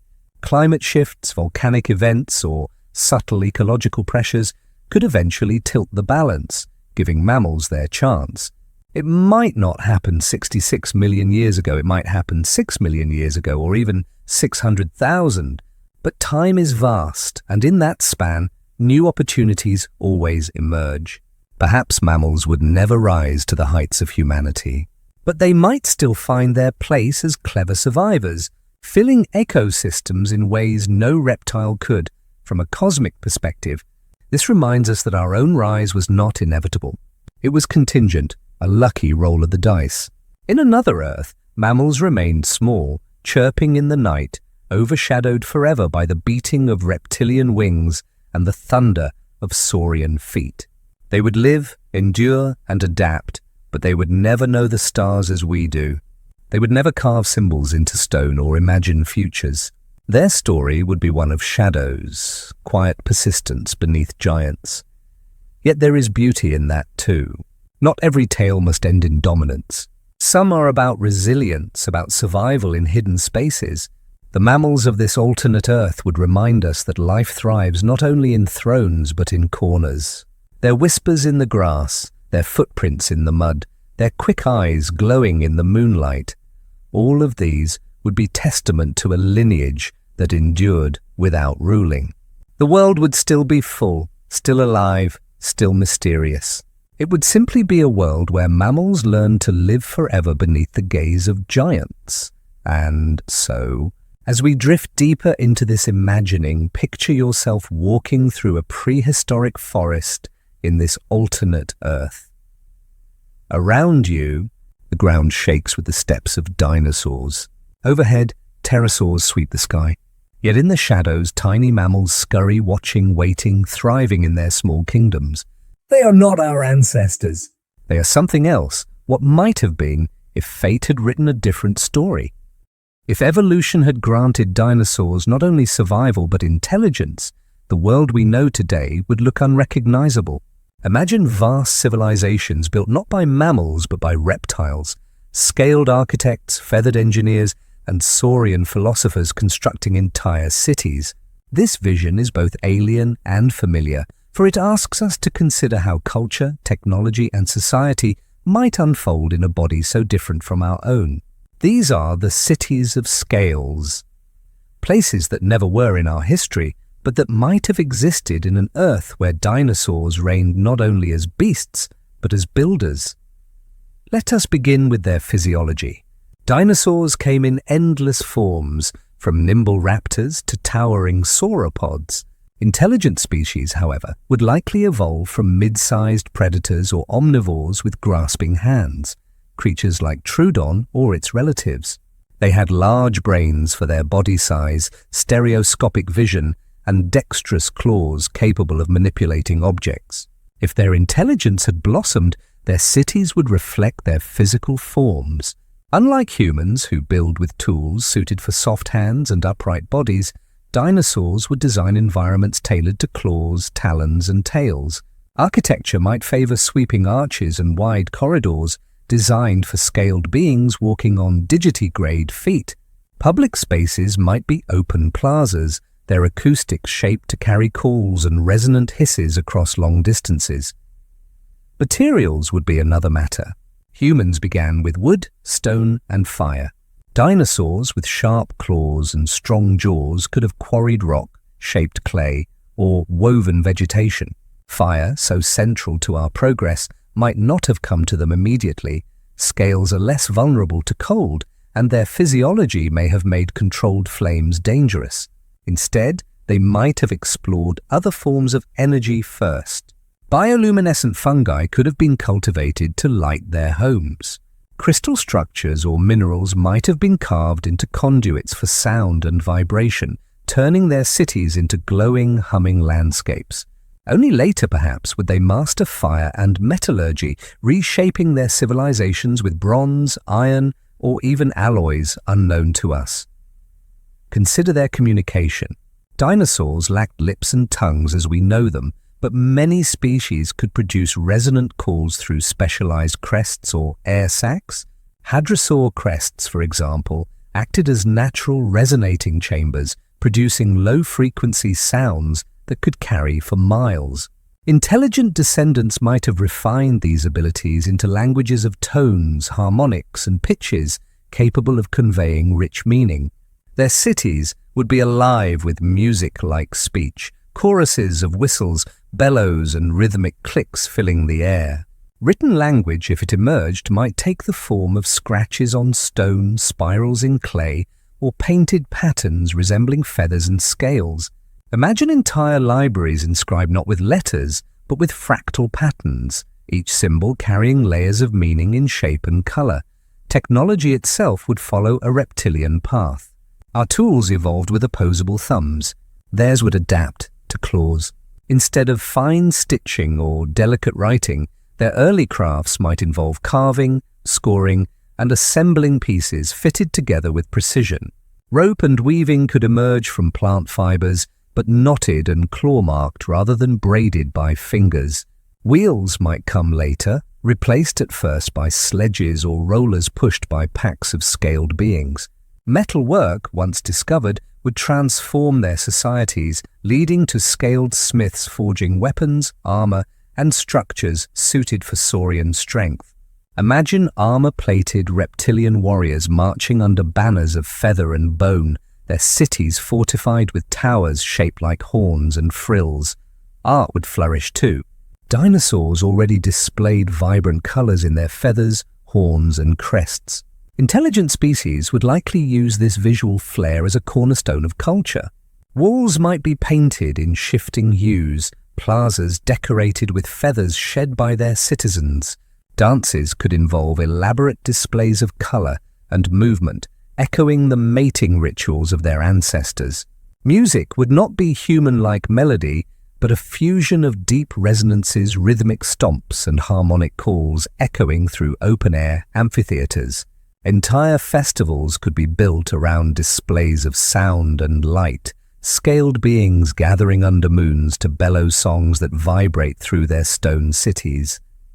Society itself would depend on species. Small, clever raptor-like beings might dominate leadership and planning, while larger species, hadrosaur-like omnivores or ceratopsians, contributed strength and stability. Sauropods, if integrated, could act as living machines, moving heavy loads or serving as revered symbols of endurance. Predator-descended species might form warrior castes, their instincts honed into martial traditions. Herbivore-descended groups might create agrarian cultures, cultivating vast fields of ferns, cycads, and flowering plants. Cooperation between species could form the foundation of civilization, cities of scales not dominated by one form, but shaped by the diversity of reptilian life. Agriculture would not mirror ours. Dinosaurs consumed plants. Humans never did. Ferns, cycads, and conifers were staples of their diet. Intelligent species might cultivate entire forests of cycads, trimming them for edible seeds. They might breed fruit-bearing plants through selective care, shaping ecosystems into vast agricultural landscapes. Domestication, too, would take new forms. Just as we domesticated wolves into dogs and aurochs into cattle, intelligent dinosaurs might domesticate smaller reptiles, amphibians, or even mammals. Packs of small hunting reptiles could be trained as companions. Mammals might be bred for their fur, meat, or keen senses, turned into living tools for scaled societies. Ironically, in this world, mammals might exist as domesticated animals, their destinies bound to reptilian masters. But civilization is not only about survival, it is about imagination. Would intelligent dinosaurs have philosophers, astronomers, or storytellers? Almost certainly. Their fascination with the sun, moon, and stars could arise from their reliance on warmth and light. Temples might be built to honor celestial cycles, their crests and frills painted in colors reflecting solar phases.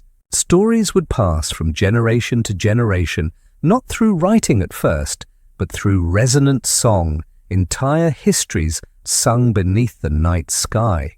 Eventually, their thinkers might study the stars not only for myth, but for science, charting movements with claw-marked records, predicting eclipses, and contemplating their place in the cosmos. Imagine reptilian astronomers gazing from mountain observatories, their scaled faces illuminated by glowing minerals, asking the same questions we ask. Are we alone? What lies beyond? Conflict would shape them, as it shapes us. Predator-descended species might lean toward martial societies, valuing strength, cunning, and honor. Herbivore-descended groups might prioritize cooperation, building cities around communal grazing and harvest. Tensions between these philosophies could spark wars, scaled armies clashing in deserts, jungles, or plains, their banners of feathers and bone waving above stone fortresses. Weapons might begin as sharpened bone spears, then evolve into bronze blades, iron axes, and eventually siege engines carved from wood and rock. Imagine catapults shaped like giant jaws hurling stones into rival cities, or warbands of scaled riders mounted on domesticated reptiles.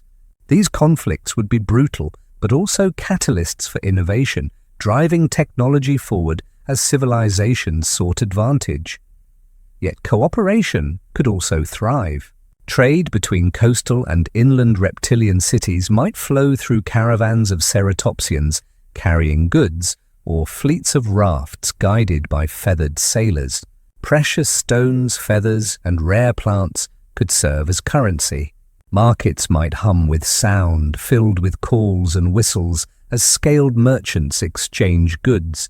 Religion could unify diverse species, binding them with myths of shared ancestry or divine reptiles that gave them wisdom. Temples shaped like colossal frills or horns could rise at the hearts of their cities, their walls adorned with feather mosaics glowing in the sun. Civilization would become not only survival but expression, the scaled mind reaching outward, shaping the earth. Scientists still argue whether intelligence in dinosaurs was even possible. Some dismiss it as fantasy, citing the limitations of reptilian neurology. Others argue that given time, evolution could have achieved wonders. After all, birds, the living dinosaurs, show intelligence in crows, parrots, and ravens. If such cognition can emerge in our small feathered companions, why not in larger ancestors given tens of millions more years? The possibility of cities of scales is not absurd. It is an alternate destiny, plausible and haunting. Now imagine our present transformed by their existence. Instead of human cities of glass and steel, the world might be covered in reptilian metropolises. Great avenues would be lined with stone spires shaped like claws. Amphitheaters would vibrate with chorus speech. Observatories carved into mountains would track the stars. Oceans would be crossed not by human ships but by reptilian fleets. And in these cities, philosophers with scales and feathers would ponder the mysteries of existence, asking the same eternal questions we ask now. This is the world that never came to pass. But tonight, in the quiet of imagination, you may walk its streets. Listen to the calls that echo through plazas. Feel the warmth of bioluminescent gardens glowing against stone walls. See the banners of feathers waving in the wind. These are the cities of scales, an alternate civilization built by beings that never ruled as thinkers but might have, had fate taken another path. In a world where dinosaurs not only survived but rose to intelligence, what becomes of mammals? This question lingers like a shadow beneath the towering structures of reptilian civilization. In our reality, mammals seized dominance because the great reptiles fell. In this alternate Earth, their story would be profoundly different. Rather than becoming the architects of culture and technology, mammals would remain secondary actors, forever adapting to niches left behind by scaled overlords. Their fate would not be extinction but subordination, their destinies shaped by powers beyond their control. Let us begin with their ecological role. Mammals thrive today because they expanded into every available niche: land, sea, and air. But in a dinosaur-dominated Earth, those niches remain occupied. The oceans belong to mosasaurs, plesiosaurs, and ichthyosaurs. The skies belong to pterosaurs and feathered reptiles. The plains thunder with sauropods, ceratopsians, and hadrosaurs. Predatory niches are filled by tyrannosaurs, abelisaurs, and dromaeosaurs. Where, then, could mammals exist? Likely in the margins, small nocturnal hunters of insects, fruit gatherers in the undergrowth, or burrowers beneath the soil. They would persist, but always at the edges, never at the center. Over millions of years, however, persistence shapes evolution. Mammals in this alternate Earth would adapt, but their paths would be constrained. Small primate-like creatures might evolve in dense forests, living in trees under cover of darkness. Rodent-like species might spread across continents, breeding quickly to survive predation. Semi-aquatic mammals could thrive in rivers and wetlands, feeding on fish too small for reptiles to bother with. These creatures would not vanish, but their size, intelligence, and social complexity would remain limited. Evolution rewards opportunity, and in this world, the opportunities for mammals are scarce. Now consider the rise of intelligent dinosaurs. Once scaled civilizations take root, the fate of mammals changes again. Dinosaurs would not view them as equals, but as resources. Just as humans domesticated wolves, horses, and cattle, intelligent reptiles might domesticate mammals. Small furry creatures could be bred for food, their meat a reliable source of protein. Others could be valued for their fur, their keen senses, or their ability to burrow and locate underground resources. Mammals might become companions, tools, or livestock, shaped by reptilian priorities. In this way, their evolutionary paths would be guided not by natural selection alone, but by deliberate domestication. Imagine a bustling reptilian city. In its plazas, scaled merchants trade feathers, minerals, and plants. And among them scurry small mammals, domesticated rodents carrying messages, burrowing mammals tending gardens, or even larger species bred for pulling carts. In this vision, mammals survive not through dominance but through partnership, though the partnership is unequal. Their intelligence, if it ever developed, would remain stunted, for their destinies are controlled by their reptilian masters. They would never carve monuments, never gaze at the stars with wonder, never tell their own stories. Instead, their stories would be written for them as servants in a scaled world. Yet fate is rarely so simple. Intelligence has arisen multiple times in Earth's history, among cephalopods, birds, and mammals. Could it not arise among mammals, even in a reptilian Earth? Picture small primates living in forests, their wits sharpened by the need to evade predatory dinosaurs. They might develop complex social systems, calls, and problem-solving skills. Over time, their brains could grow, their societies could expand. But when these proto-intelligent mammals meet reptilian civilizations, what would happen? Would they be seen as threats to be eliminated, as curiosities to be studied, or as potential allies? History gives us clues. When Homo sapiens encountered Neanderthals, the result was conflict, assimilation, and eventual dominance. When Europeans encountered indigenous civilizations, the result was often conquest. It is likely that intelligent dinosaurs would suppress rising mammalian civilizations before they became rivals. Wars might erupt, scaled armies clashing with small but cunning mammals armed with traps and tools.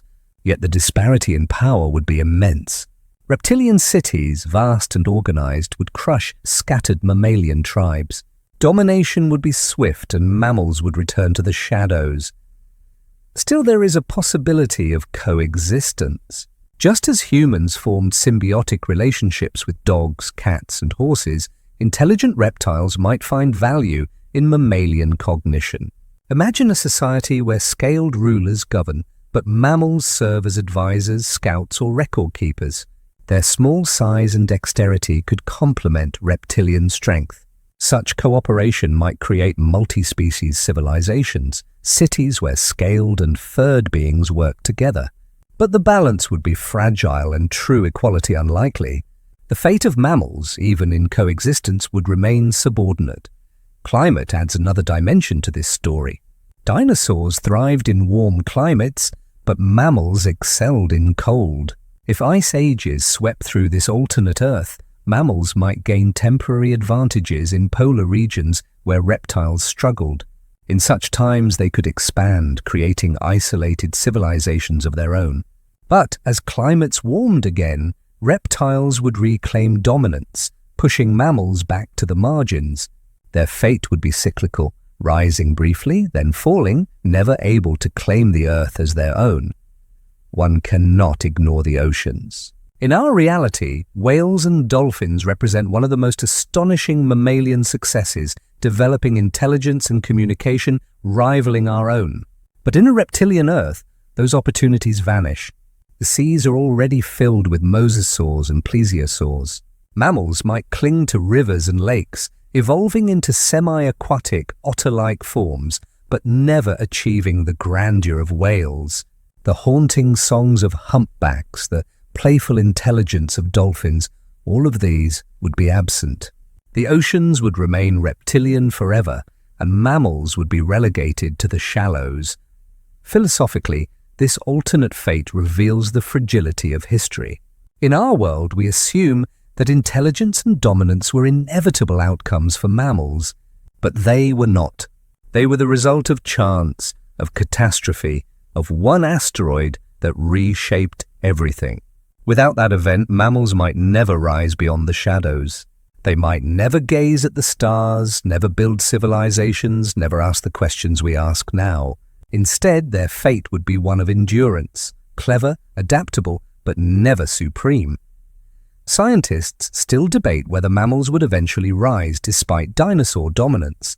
Some argue that opportunity always comes, even if delayed. Others believe that dinosaurs, with their head start and adaptability, would forever prevent mammalian supremacy. The truth may lie in between. Mammals would survive, diversify, and perhaps even flirt with intelligence.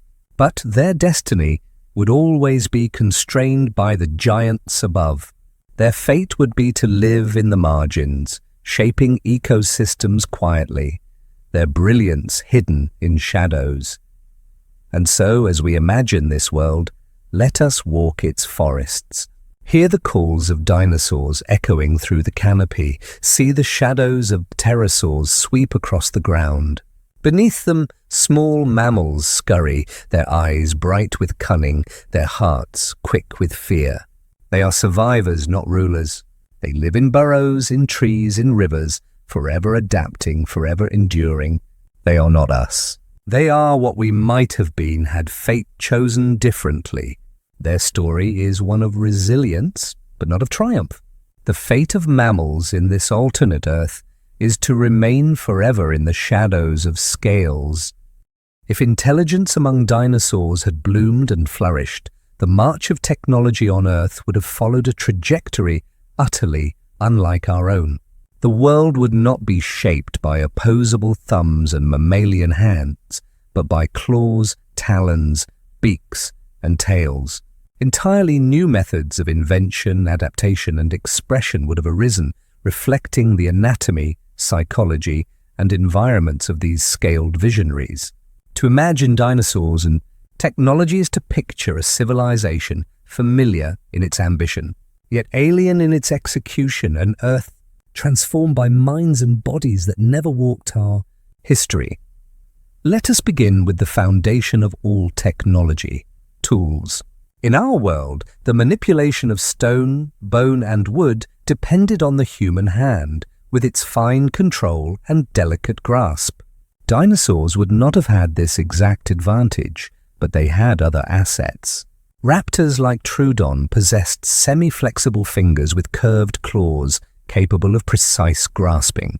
Some might evolve more dexterous digits, claw tips blunted or adapted into keratin-covered pads for gripping.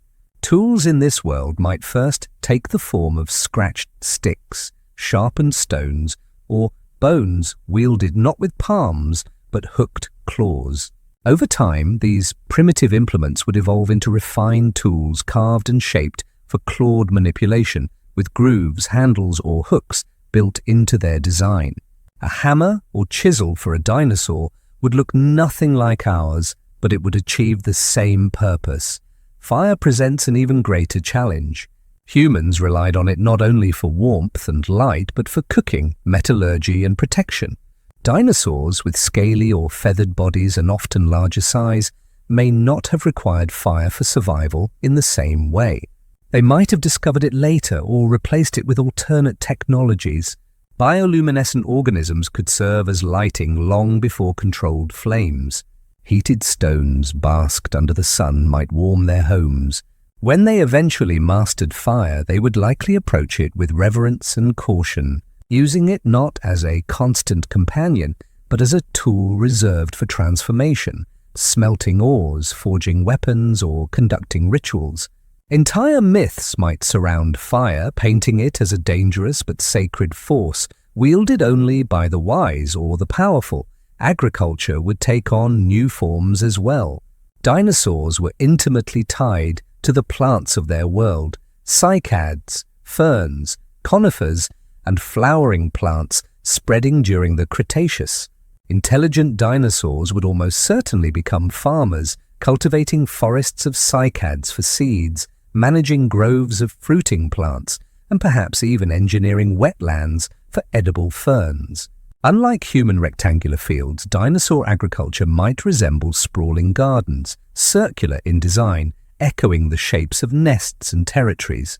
Dinosaurs could herd other reptiles, domesticate smaller creatures, or even manipulate mammals as livestock.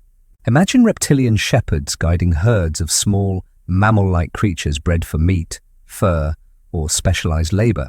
Domestication, a cornerstone of technology, would exist, but its subjects would be utterly different. Architecture would be among their most striking achievements. Human cities are built for upright bipeds with soft skin and limited natural defenses. Dinosaur cities would be built for scaled bodies with claws, tails, and often elaborate crests or horns. Structures would have wide arches, open plazas, and multi-tiered platforms to accommodate their forms. Nesting behaviors might inspire domed homes, communal mounds, or cliffside dwellings. Materials could include stone, hardened clay, or woven vegetation, but later advances might bring metallic alloys or even crystal-based constructions. Imagine a city rising from the jungle with spire-like towers shaped to echo horns and frills, glowing with bioluminescent gardens and echoing with the resonant calls of its reptilian inhabitants. Their technology would not only serve function, but reflect their instinctive drives for display, sound, and spectacle. Communication, too, would drive innovation. Dinosaurs likely communicated with calls, colors, and displays. Intelligent descendants might invent signaling systems based on resonance, long pipes or chambers designed to amplify low-frequency calls across vast distances. Cities might hum with constant harmonics, their air vibrating with information. Written communication could evolve through claw scratches, spiral patterns, or pigment-based markings resembling feathers and scales. Unlike the straight lines of human alphabets, their writing might be circular, fractal, or geometric, echoing the patterns of nature around them. Imagine libraries of carved stones, each one etched with spiral glyphs, glowing under mineral dust, telling stories of battles, harvests, and myths. Energy sources would shape their civilizations. Without mammals to dominate, dinosaurs might look to harness the natural world in unique ways. Water power could be captured by river wheels adapted for reptilian use. Wind might be channeled through resonant towers, both for energy and for communication. Later, they might discover the power of lightning, experimenting with stored charges from storms. The image of a reptilian scientist holding crystals that capture and release electric sparks is not fantasy, but a plausible alternative. Unlike our coal-based industrial revolution, theirs might emerge from harnessing solar heat, lightning, or even the strength of domesticated reptiles. Their technological path would be greener, stranger, and rooted in harmony with cycles of the earth. Weapons would reflect their anatomy. Humans invented swords and bows to extend the reach of the hand. Dinosaurs already possessed natural weaponry, claws, teeth, horns, and tails. Their weapons might amplify these traits rather than replace them. Imagine claw-extending gauntlets, horn coverings forged from bronze, or tail-mounted blades. Siege engines could resemble massive jaws, hurling stones or fire with mechanical precision. Predator-descended civilizations might favor lightweight, deadly tools for speed and stealth, while herbivore-descended cultures could design heavy, defensive weapons and armor. Warfare would be brutal and ceremonial, with banners of feathers and horns carried into battle, and technology advancing through endless cycles of conflict. Science and exploration would also emerge, but their focus would differ from ours. Dinosaurs were deeply connected to the cycles of sun and climate, depending on warmth for survival. Intelligent reptiles might develop astronomy early, charting the sun, moon, and stars with precision. Temples could double as observatories, with spiral staircases leading to open platforms where scaled astronomers etched star maps into stone. Medicine might begin with knowledge of herbs and plants, but also of regeneration, studying lizards' ability to regrow tails and applying it to healing. Their curiosity could extend to electricity, magnetism, and eventually chemistry. But their cultural framing would always emphasize cycles, patterns, and resonance over linear progress. What of advanced technology? Could dinosaurs have reached the stars? The possibility cannot be dismissed. With millions more years, their civilizations could advance into metallurgy, mechanics, and beyond. Space exploration would reflect their values and biology. Ships might be vast gliders resembling pterosaurs propelled by solar sails. Control systems could be built not for hands but for claws and tails, with interfaces responding to sound, vibration, or color changes. Instead of speaking into radios, they might bellow into resonant chambers that transmit frequencies across space. Colonies on other planets might resemble nests, domes, or organic structures adapted to alien worlds. The vision of scaled astronauts, their crests glowing in alien suns, is not a fantasy, but a logical extension of their technological arc. Philosophy would shape their use of technology. In our world, humans often view technology as a tool to conquer nature. Dinosaurs, rooted in cycles of survival and display, might see it as an extension of natural rhythms. They might harmonize their cities with the land, designing technologies that resonate with the environment rather than disrupt it. Where we build skyscrapers to dominate, they might build towers that echo mountains. Where we seek to master rivers, they might shape them into channels that sing with sound. Their technology would reflect reverence as much as utility, merging function with aesthetics in ways that seem alien to us but natural to them. Scientists still argue whether such a vision is possible. Some claim reptilian brains were limited, their neurology unsuited for abstraction. Others point to birds and crocodilians, dinosaurs' living relatives, who display tool use, problem-solving, and even culture.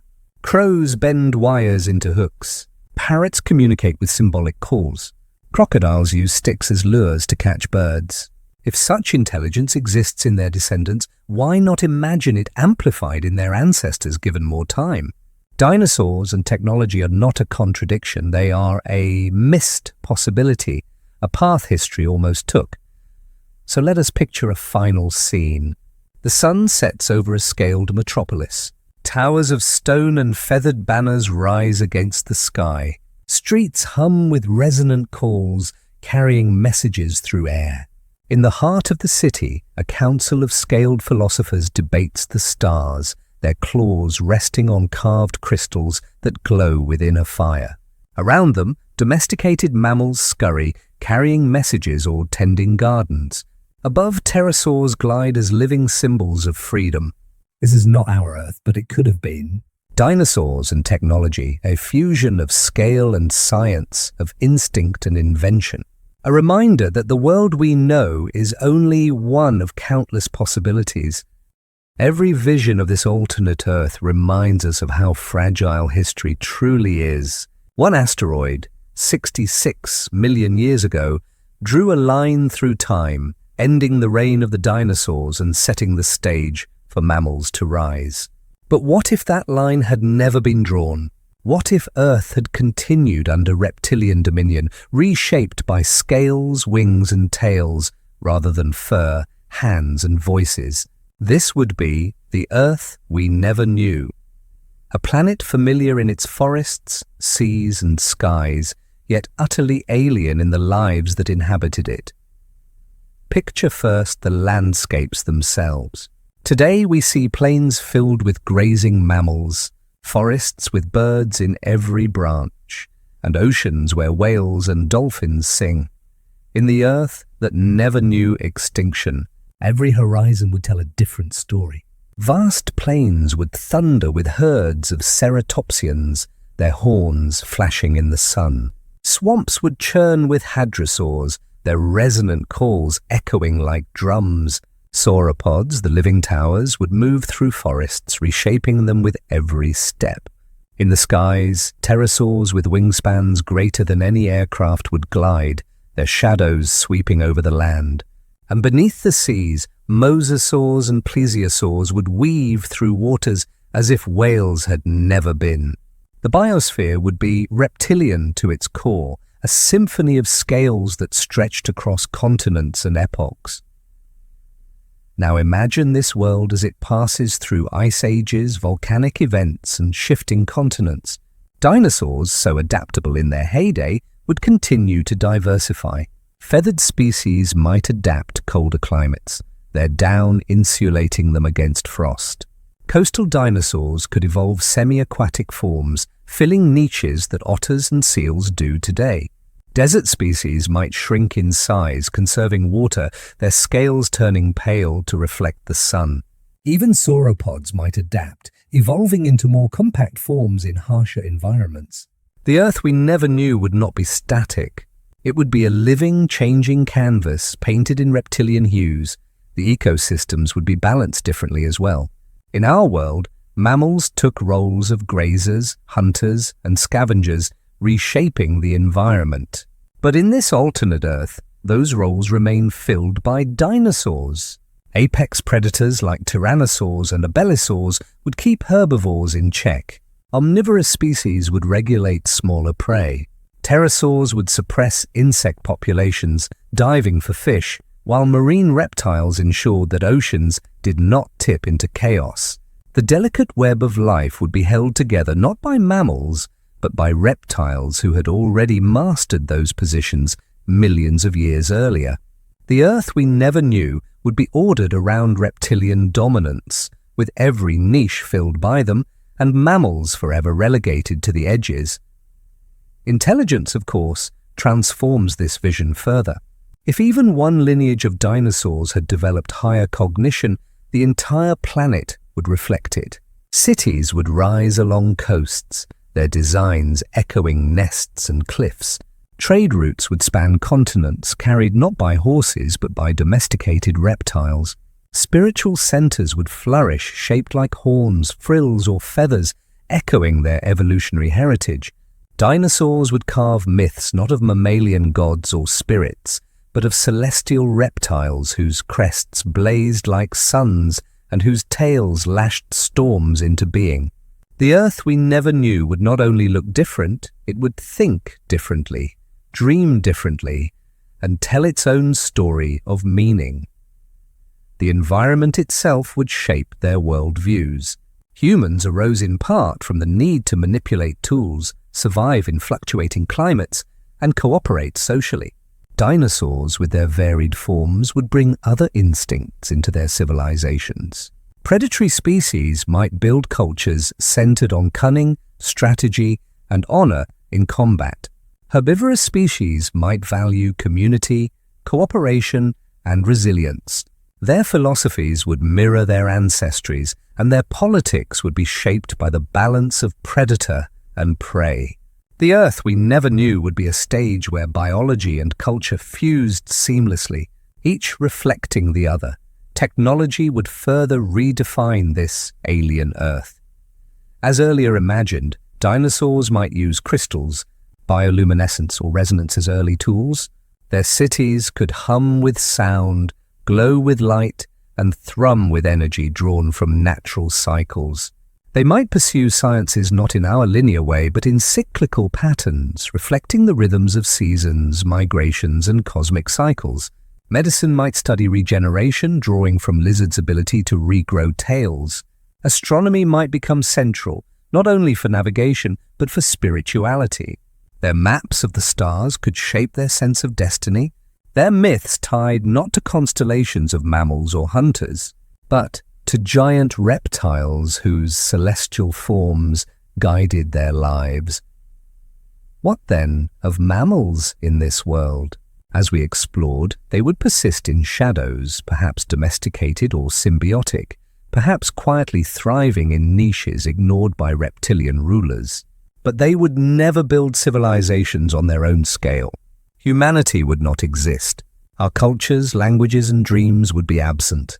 Instead, the Earth we never knew would tell different stories, of scaled philosophers debating under bioluminescent towers, of reptilian astronomers mapping stars, of feathered warriors marching into battle under banners of color. The mammals, though present, would remain in supporting roles, their destiny rewritten by the survival of the dinosaurs. Scientists still argue whether this vision is possible. Some insist that without the asteroid, dinosaurs would eventually have declined anyway, outcompeted by mammals as climates shifted. Others argue that they were perfectly adapted, capable of surviving for millions more years, perhaps indefinitely. Evidence from their diversity suggests they were not failing at the time of the impact. They were thriving. If so, this alternate Earth is not a fantasy but a real possibility, a path history might have taken had fate tipped slightly differently. The Earth we never knew could have been the Earth that was. As we imagine this planet, let us take a step back and reflect. Our own rise is not destiny but chance. The mammalian world we inhabit is one of infinite possibilities chosen by a single event in deep time. Had that event not occurred, the earth we walk might belong to others, to scaled beings who carved their civilizations into stone and sky. And yet, though their world never existed, we can glimpse it tonight in the fossil record, in the bones of giants, in the flight of birds, and in the scales of reptiles that still crawl under our sun. The earth we never knew is not gone. It is hidden in the shadows of what remains. So close your eyes and picture it.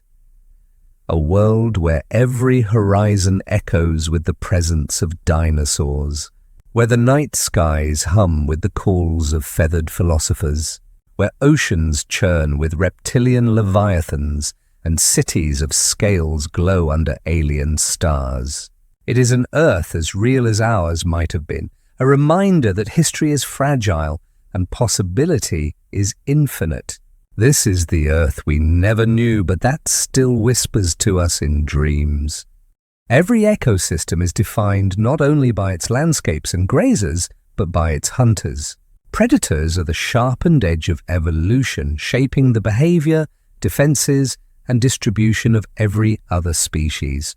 In our world, apex predators are lions, tigers, wolves, sharks, and killer whales, mammals who filled niches left vacant after the extinction of the dinosaurs. But in the alternate Earth, where the asteroid never fell, predators would never surrender their thrones. Dinosaurs and their reptilian kin would continue evolving into new, terrifying forms. These would be the predators of the future, masters of pursuit, ambush, and strategy, each one a living monument to the ruthless creativity of evolution.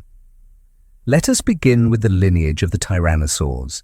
In the late Cretaceous, Tyrannosaurus rex was already the apex predator of its world, its jaws capable of crushing bone, its senses keen enough to track prey from miles away. If given another 66 million years, descendants of tyrannosaurs might have become even larger or more specialized.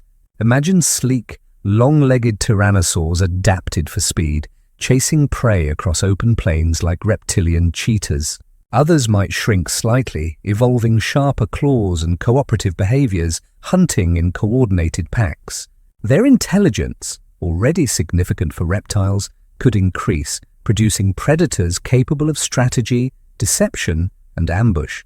The roar of these future tyrants would dominate landscapes, their presence shaping entire ecosystems. Raptors, too, would continue their legacy. Dromaeosaurs like Velociraptor and Deinonychus were already small but deadly hunters, using intelligence, pack coordination, and sickle-shaped claws to bring down prey many times their size. In the alternate Earth, raptors might evolve into the wolves or wild dogs of the reptilian world. Agile, intelligent, and cooperative, they could dominate forests and grasslands, their calls echoing through the night as they coordinated hunts. Some lineages might become highly intelligent, approaching or surpassing primate-level problem-solving. These raptors might even learn to use tools, dropping rocks to injure prey, or setting coordinated ambushes with deceptive tactics. Imagine a forest where every rustle could signal the eyes of pack hunters, their minds as sharp as their claws, but predators need not remain the same size. Evolution favors extremes. Some lineages might become enormous, filling niches like modern whales or elephants, but as hunters, picture titanic theropods that stalk coastal waters, striding into shallows to snatch plesiosaurs or ambush herds of hadrosaurs. Others might shrink to the size of foxes or cats, evolving nimble forms to exploit smaller prey. The diversity of predation would be staggering, with dinosaurs adapting to every conceivable niche, from swamp ambushers to mountain stalkers. Each form would be exquisitely tuned to its environment, predators sculpting prey, and prey sculpting predators in endless cycles of adaptation. Marine reptiles would continue to evolve into fearsome hunters of the seas. Mosasaurs, with their double-hinged jaws and sleek bodies, might diversify into forms rivaling or surpassing killer whales. Some might specialize in cooperative hunting, driving schools of fish into traps. Others could become deep-sea hunters, their eyes adapted for darkness, their bodies streamlined for crushing depths. Plesiosaurs with long necks and sharp teeth might become ambush predators in kelp forests or coral reefs, darting their heads like serpents. The oceans of the alternate Earth would not be peaceful. They would be hunting grounds filled with scaled monsters whose strategies rival anything in mythology. Pterosaurs, too, might evolve predatory giants. In our world, birds of prey dominate the skies. In theirs, colossal flying reptiles would fill that role. Imagine eagle-like pterosaurs swooping down to snatch mammals, reptiles, or even juvenile dinosaurs from the ground. Others might specialize in coastal raids, diving for fish with precision unmatched by modern birds. Some might evolve into scavengers the size of small planes, soaring for days while searching for carrion. The skies would never be safe, shadowed by predators with wingspans greater than rooftops, their cries echoing over forests and seas. Now imagine the role of intelligence in shaping predation. If some predators developed higher cognition, hunting itself would change. Cooperative strategies might resemble military campaigns with scouts, ambushes, and coordinated attacks. Tool use could transform hunting, raptors dropping stones on armored herbivores, or tyrant descendants luring prey into traps. Entire herds of herbivores might be driven into ravines, orchestrated by predators with minds as sharp as their teeth. Scientists still argue whether intelligence inevitably evolves in predators, but in this alternate Earth, the possibility is real. Predators of the future might not only chase their prey, they might outthink it. The arms race between predator and prey would reshape evolution itself. Herbivores might develop even more elaborate defenses: horns, armor, speed, or camouflage. Some might evolve herding behaviors so complex they resemble strategies of their own, with sentinels, defenders, and coordinated movement. Predator intelligence would demand prey intelligence in return, creating ecosystems filled with creatures not only powerful but clever. The alternate Earth might not only be ruled by scales, it might be alive with strategies, deceptions, and rivalries that blur the line between instinct and thought. Climate change would further shape these predators. In warming epochs, fast and lightly built hunters might dominate, thriving in open plains and jungles. In colder epochs, feathered predators adapted for insulation could thrive, their plumage turning white in snowy landscapes. Desert predators might evolve long limbs and reflective scales, stalking prey across dunes. Each shift in the planet's environment would give rise to new monsters, adapted perfectly to their time. Predators of the future would not be static. They would be a constantly evolving lineage of survival's sharpest edge. Culturally, if intelligent dinosaurs built civilizations, predators would likely hold symbolic roles. Predator-descended species might value cunning, strength, and dominance, seeing themselves as natural rulers. Herbivore-descended civilizations might revere predators as divine forces of balance, feared but respected. Myths could tell of great hunts, of celestial predators stalking stars, or of divine battles between hunter and prey. Predation would not only shape ecosystems, it would shape the stories, rituals, and beliefs of reptilian societies. In their temples, carvings of raptors and tyrants might stand as symbols of power, their images immortalized in scales of stone and bone. And what of mammals in this predator-dominated world? They would live in constant fear. No lions or wolves would protect them, no safe ocean with dolphins or whales. Every environment would hold reptilian hunters far beyond their power to resist. Small mammals might evolve into furtive survivors, quick and elusive, but they would never rise beyond the role of prey. Intelligence, if it flickered among them, would always be snuffed out by predators sharper, faster, and more numerous. Mammals would be shadows, their futures consumed by scaled hunters who ruled every horizon. Scientists today sometimes describe extinction as a reset button for ecosystems. Without the asteroid, that reset never occurs, and predators keep their thrones. The predators of the future in this alternate Earth are reminders of evolution's relentless creativity. They would not only persist, but thrive, shaping a planet more dangerous, more vibrant, and more alien than anything we know. The Earth would be alive with hunters of every form, some massive, some tiny, some clever, some terrifyingly cunning. It would be a planet of perpetual pursuit, of endless balance between fang and scale, claw and horn. So as you drift deeper into this journey, close your eyes and imagine it. Hear the thunder of feet across plains, the rustle of wings above forests, the splash of leviathans in oceans. Feel the eyes of hunters watching from shadows, their minds as sharp as their claws. This is not the Earth we know, but the Earth that might have been, the Earth of predators yet to come. A planet forever alive with the chase, forever defined by the hunger of scales. If intelligence among dinosaurs had not only blossomed but endured, their ambitions would eventually reach beyond forests, plains, and oceans. For just as humans gazed at the night sky and wondered, so too would scaled philosophers and reptilian scientists raise their eyes to the stars. The story of exploration is not limited to mammals. It is a universal impulse of intelligent minds. In this alternate Earth, one of the most extraordinary chapters would be the age of dinosaurs in space. The seeds of such exploration would lie in their astronomy. Dinosaurs, like humans, would have been bound to the cycles of the sun, moon, and stars. Warmth and light shaped their lives. Migration and survival depended on the heavens. Intelligent descendants of Troodon, raptors, or other cognitively inclined species might develop an early fascination with celestial patterns.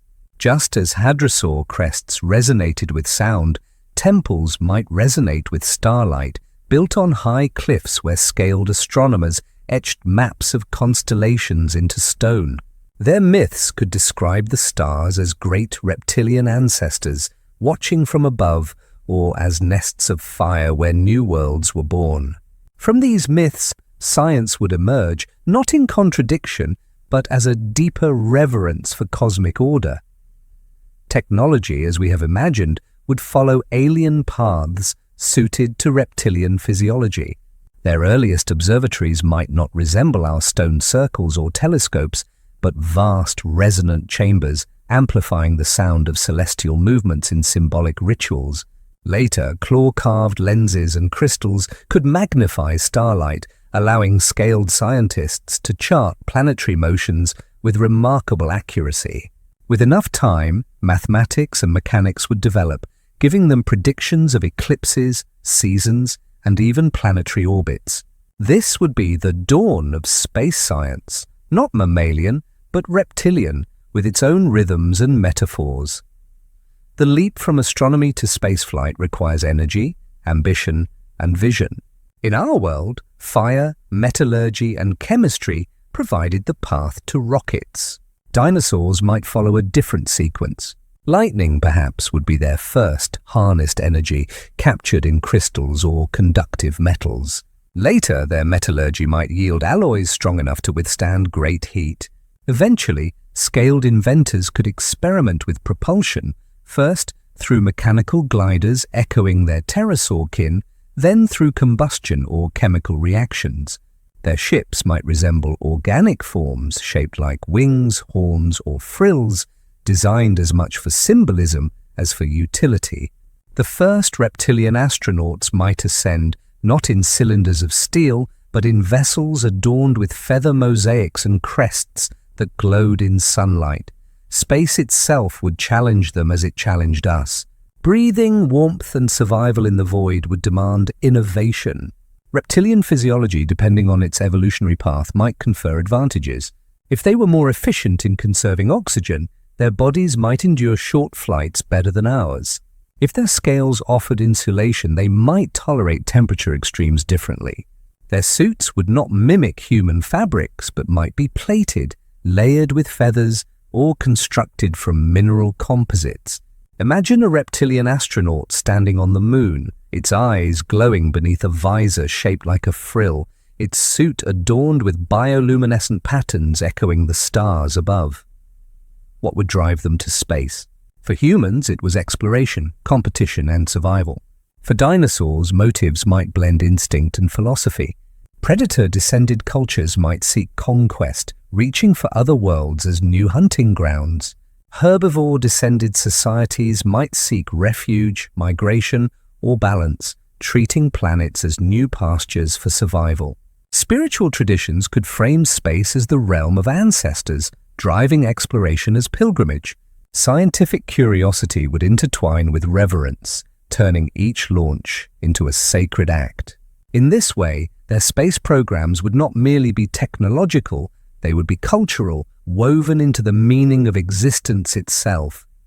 The colonization of space would follow. Just as humans dream of Mars, intelligent dinosaurs might dream of worlds resembling their ancient Earth. Planets with warm climates, dense forests and wide plains would attract them, echoing the Mesozoic past. Their habitats might not be steel domes, but bioengineered nests, structures grown from living organisms, glowing with light, sustaining breathable air. Cities on alien planets could resemble colossal hives, their designs circular, fractal, and organic. Space travel would not erase their reptilian instincts. It would magnify them, spreading their vision of life across the galaxy. Imagine the starships themselves. Our vessels are designed with straight lines and efficiency. Theirs might be designed with resonance, form, and spectacle. Hulls shaped like wings or tails, adorned with reflective scales. Engines glowing with bioluminescent chambers, pulsing like living hearts. Communication systems transmitting not with words but with harmonics, carrying messages across light years in echoes of song. To us, their ships would look less like machines and more like living creatures, hybrids of art, science, and biology, soaring through the stars with grace. But space is not only opportunity, it is survival. Asteroids, supervolcanoes, and climate shifts have repeatedly threatened Earth's life. Intelligent dinosaurs might recognize this sooner than humans, their ancestral memory tied to the fragility of survival. Space exploration for them could be less about curiosity and more about necessity, a determination never to let their kind vanish. Colonies beyond Earth would ensure their continuity, securing their presence in the universe, even if disaster struck. The Earth we never knew would not only be scaled, it would be interstellar. Scientists still argue whether intelligence inevitably seeks the stars. Some claim that spaceflight is uniquely human, born of our restlessness. Others suggest it is a universal trait of cognition, to look upward, to ask questions, and to pursue them until the answers are found. If this is true, then dinosaurs, given the chance, would have reached space as we have, or perhaps long before us. Their civilizations might have conquered or collaborated with one another, pooling resources to launch starships. Their myths of celestial reptiles could have become literal as their descendants sailed among the stars. Picture now a final scene. The Earth hangs below, glowing blue and green, its continents alive with dinosaurs. Above it, a fleet of starships rises, their wings glittering like constellations, their engines humming with resonant power. Within them, reptilian astronauts stand ready, their eyes reflecting starlight, their claws resting on controls shaped for their kind. They are not human. They are the children of an Earth where extinction never came, carrying their scaled legacy into the cosmos. This is the vision of dinosaurs in space, a destiny denied in our history, but alive in the imagination tonight. Civilization is not built on stone and metal alone. At its heart lies meaning, belief, ritual, and the search for purpose. If dinosaurs had survived and evolved into intelligent beings, their civilizations would not only create tools and cities, but also myths, philosophies, and religions. They would ask the same haunting questions we ask. Why are we here? What happens when we die? What power governs the universe? Yet their answers would be framed not by mammalian instincts, but by reptilian biology, behavior, and environment. Tonight, let us step into the temples of the spiritual reptile. Religion often begins with awe, thunderstorms, sunsets, stars, and death itself. For intelligent dinosaurs, the sun would likely hold the central place. Cold-blooded or warm-blooded, depending on their evolutionary path, they all relied on solar cycles for survival. Warmth gave life, cold threatened death. The sun might become their most sacred symbol, worshipped as the eternal giver. Temples could be constructed on high cliffs, aligned to solstices, where scaled priests raised their crests and sang resonant hymns to the dawn. Their myths might describe the sun as a great cosmic egg, reborn each day in fire, or as the eye of an eternal reptile god, gazing down upon its children. The moon, too, would shape their beliefs. Its phases, changing with precision, would be woven into their spiritual calendars. Nocturnal dinosaurs might see the moon as a guardian of the night, a pale protector guiding their hunts and migrations. Festivals could be timed with lunar cycles, each phase carrying symbolic meaning: crescent for growth, full for unity, waning for rest. Their songs might echo these rhythms, blending spiritual life with the cycles of the heavens. The earth itself, with its storms, rivers, and forests, could be personified as a mother reptile, endlessly birthing and sustaining her scaled children. Death would require its own philosophy. Dinosaurs, as predators and prey alike, lived in a world of constant mortality. Intelligent descendants would not ignore this truth. They would embrace it. Their religions might depict death not as an end, but as a transformation, a shedding of skin into another realm. Funerary rituals could involve feathered cloaks, symbolic of the flight to another world. Bodies might be buried in circular nests surrounded by offerings of carved stone eggs symbolizing rebirth. Others might cremate their dead with reverence, releasing their spirits in smoke toward the stars. The concept of reincarnation, tied to the cycles of shedding and renewal, would be natural to them. For reptiles already embody transformation in their growth, predator and prey dynamics would also shape belief systems. Predator-descended species might create warrior religions, venerating gods of strength, cunning, and the hunt. Their rituals could include combat displays, dances of intimidation, or offerings of prey. Prey-descended species, such as herbivorous lineages, might build cooperative religions centered on protection, community, and fertility. Their temples could be communal gathering places decorated with horns, frills, and feathers, symbols of shared survival. These differences might spark tension, but also synthesis, as civilizations blended predator and prey philosophies into broader spiritual systems. Imagine great councils of scaled philosophers debating whether the universe is ruled by conflict or harmony, predator or prey. Music and ritual would be essential. Dinosaurs already communicated with calls, resonant crests, and displays of color. Intelligent species might elevate these into sacred practices.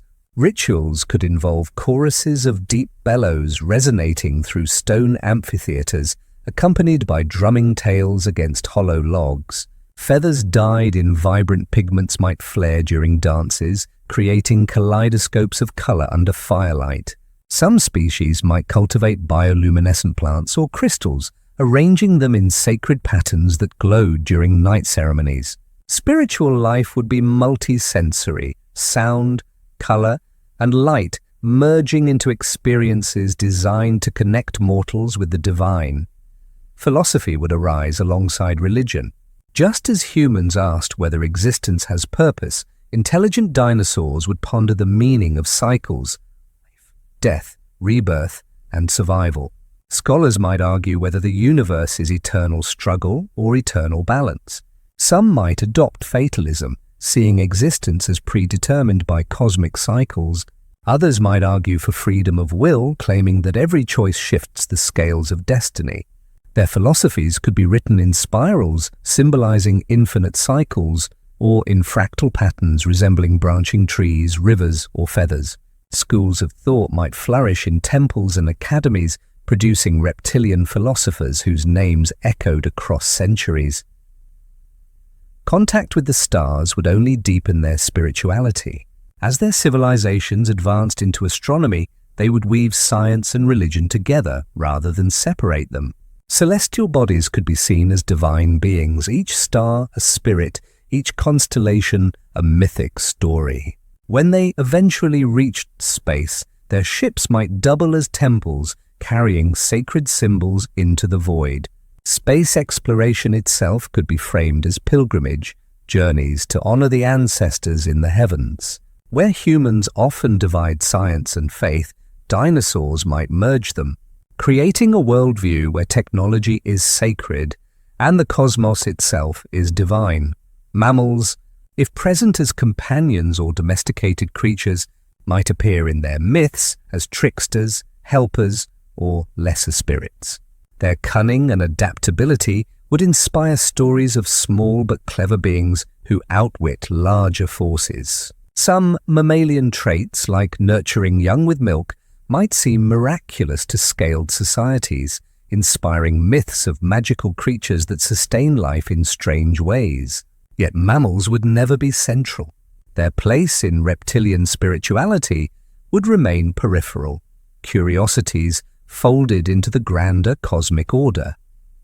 Scientists still debate whether religion is inevitable in intelligent species. Some argue it arises from fear of death, others from awe at the unknown. If so, then dinosaurs, no less than humans, would have sought the sacred. Their biology would shape their myths, but the impulse itself would be universal. The spiritual reptile is not a fantasy. It is a reflection of our own need to seek meaning, translated into scales, feathers, and resonant song. So let us imagine standing within one of their temples. The air is heavy with incense of crushed cycads. Bioluminescent vines glow across stone walls etched with spiral glyphs. A chorus of deep calls echoes vibrating in your chest. Before you, a priest adorned with feathers spreads its arms, its eyes glowing in firelight. Above, an opening reveals the night sky, stars framed as the scales of a cosmic ancestor. You realize that this is not only a place of worship, but of philosophy, of science, of story.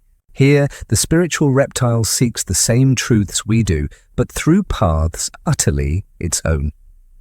The Earth we never knew would not only be a planet of predators, technology, and survival. It would be a planet of meaning, where scaled civilizations wove myths, rituals, and philosophies as intricate as their biology. The spiritual reptile reminds us that even if we are alone, the search for purpose might be universal. That intelligence, wherever it arises, does not only build, but believes. When we think of technology, our minds go to stone, bronze, iron, and silicon. We imagine wheels, engines, and circuits. But what would technology look like if it had been shaped not by mammals with nimble fingers, but by reptiles with claws, beaks, and tails? If intelligent dinosaurs had risen to dominance, their inventions might not resemble ours at all. Tonight, let us walk through the laboratories of scaled engineers and see the world as they might have built it. The starting point for any technology is biology. Dinosaurs lacked hands like ours, yet many had dexterous claws, opposable digits, or even beak-like mouths capable of precision. Evolution would have favored species able to manipulate objects with great skill. Raptors already had semi-flexible forelimbs and talons. Imagine those adapted over millions of years into hands suited for both hunting and crafting. Some might even have evolved tail-assisted balance, freeing their forelimbs for manipulation, much like primates using tails for stability. Others, descended from herbivores, might have evolved flexible beaks and prehensile tongues. capable of weaving fibers, shaping clay, or carving wood. Their first tools would not have been identical to human stone axes or knives. Instead, they might have begun with claws extended by attached stones, bone-tipped crests for hammering, or sharpened antlers lashed to sticks. Their world, rich with wood, bone, and volcanic rock, would provide ample raw materials. Scaled engineers might learn to chip obsidian for cutting edges, but also to carve intricate bone structures resembling natural horns and frills. Technology would emerge not by imitating mammals, but by extending reptilian anatomy, claws, teeth, and scales becoming templates for design. Fire, too, would be essential. Just as humans learned to harness flames, so too would dinosaurs, though with their own twist. Some scholars speculate that certain prehistoric species may have had chemical defense mechanisms, similar to bombardier beetles today. If such traits evolved in intelligent dinosaurs, fire could have been discovered not merely by accident, but by biology itself. A spark from their own chemical secretions, ignited against stone, might have given rise to the first flames. Fire would be sacred, both tool and symbol, tied to their own bodies as well as the heavens. With it, they could cook food, harden tools, and light their nocturnal rituals beneath the stars. Metallurgy would follow, though perhaps on a different path. Humans prized copper and iron. Dinosaurs, with their keen eyes for shimmering surfaces, might have preferred minerals that glowed, reflected, or resonated. Crystals could become as vital to them as metal was to us. Imagine scaled engineers carving resonant chambers in quartz, discovering that sound could be amplified, stored, and even manipulated. Their early machines might not be wheels and pulleys, but resonant towers transmitting low-frequency signals across valleys. Communication could be built not only on sight and speech, but on vibration, a language of stone and crystal that carried their voices across distances. Transportation would follow their bodies. Where humans created wheels to suit their stride, dinosaurs might adapt sledges, skids, or even vast domesticated reptiles to carry them. A predator-descended species might invent chariot-like platforms drawn by swift pack animals, while herbivore-descended species might create slow but powerful carts pulled by lumbering giants. Eventually, scaled engineers might rediscover the principle of rotation, not for wheels at first, but for gears carved from bone or stone. These could power grinding mills, musical instruments, or even primitive automata, stone and wood constructs that moved with tail-driven cranks. Architecture would be a marvel. Instead of square buildings, they might favor circular or spiral designs reflecting nests and eggs. Cities could be layered terraces built into cliffs or crater walls with central open plazas for ritual displays. Stone pillars carved into reptilian forms might echo their own bodies, towering with scale-like etchings and feather-like motifs. Some civilizations might prefer burrowed architecture, vast underground halls echoing with their deep voices. Others might raise pyramid-like structures not unlike humans, but aligned with solar and lunar cycles critical to their biology. Imagine standing within one of their great halls, walls etched with spirals, the air alive with the vibration of crystal resonance, light filtered through colored stone to create a shifting play of hues. Medicine would follow both biology and instinct. Reptiles are masters of regeneration, some capable of regrowing tails or healing with remarkable efficiency. Scaled healers might study these traits, developing treatments that accelerate regeneration in themselves and others. Their pharmacology could be based on ancient plants, ferns, cycads, ginkgo, still thriving in their world. Feathers and scales might become materials for healing rituals, their patterns believed to channel energy. Scientists still argue whether intelligence must always lead to the same medicine-based discoveries. If not, dinosaur medicine might blend practical treatments with spiritual resonance, their healers using vibration, light, and crystal energy as much as herbs and surgery. Eventually, their technologies would reach into energy itself. While humans embraced steam, coal, and electricity, scaled engineers might pursue bioenergy, crystal resonance, or geothermal power. Living close to volcanoes and fault lines, they might have learned to tap geothermal heat early. Imagine vast stone engines heated by magma driving mechanisms through steam or vibration. Crystals aligned in arrays could focus light or sound, creating the equivalent of radios, lasers, or even data storage. Their computers might not run on binary code, but on harmonic resonance, information encoded in frequency patterns like songs.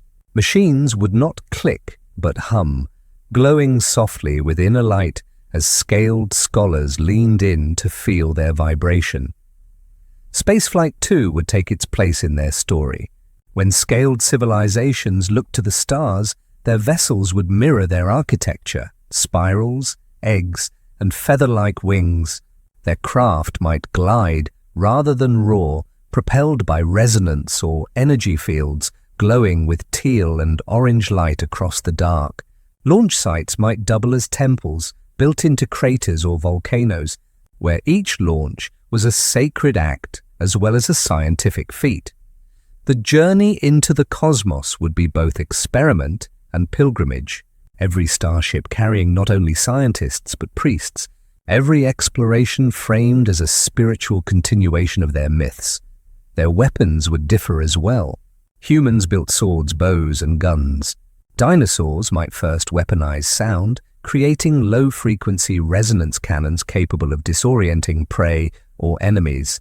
Fire-based weaponry, derived from chemical traits or volcanic sources, might come next, flamethrower-like devices built long before gunpowder.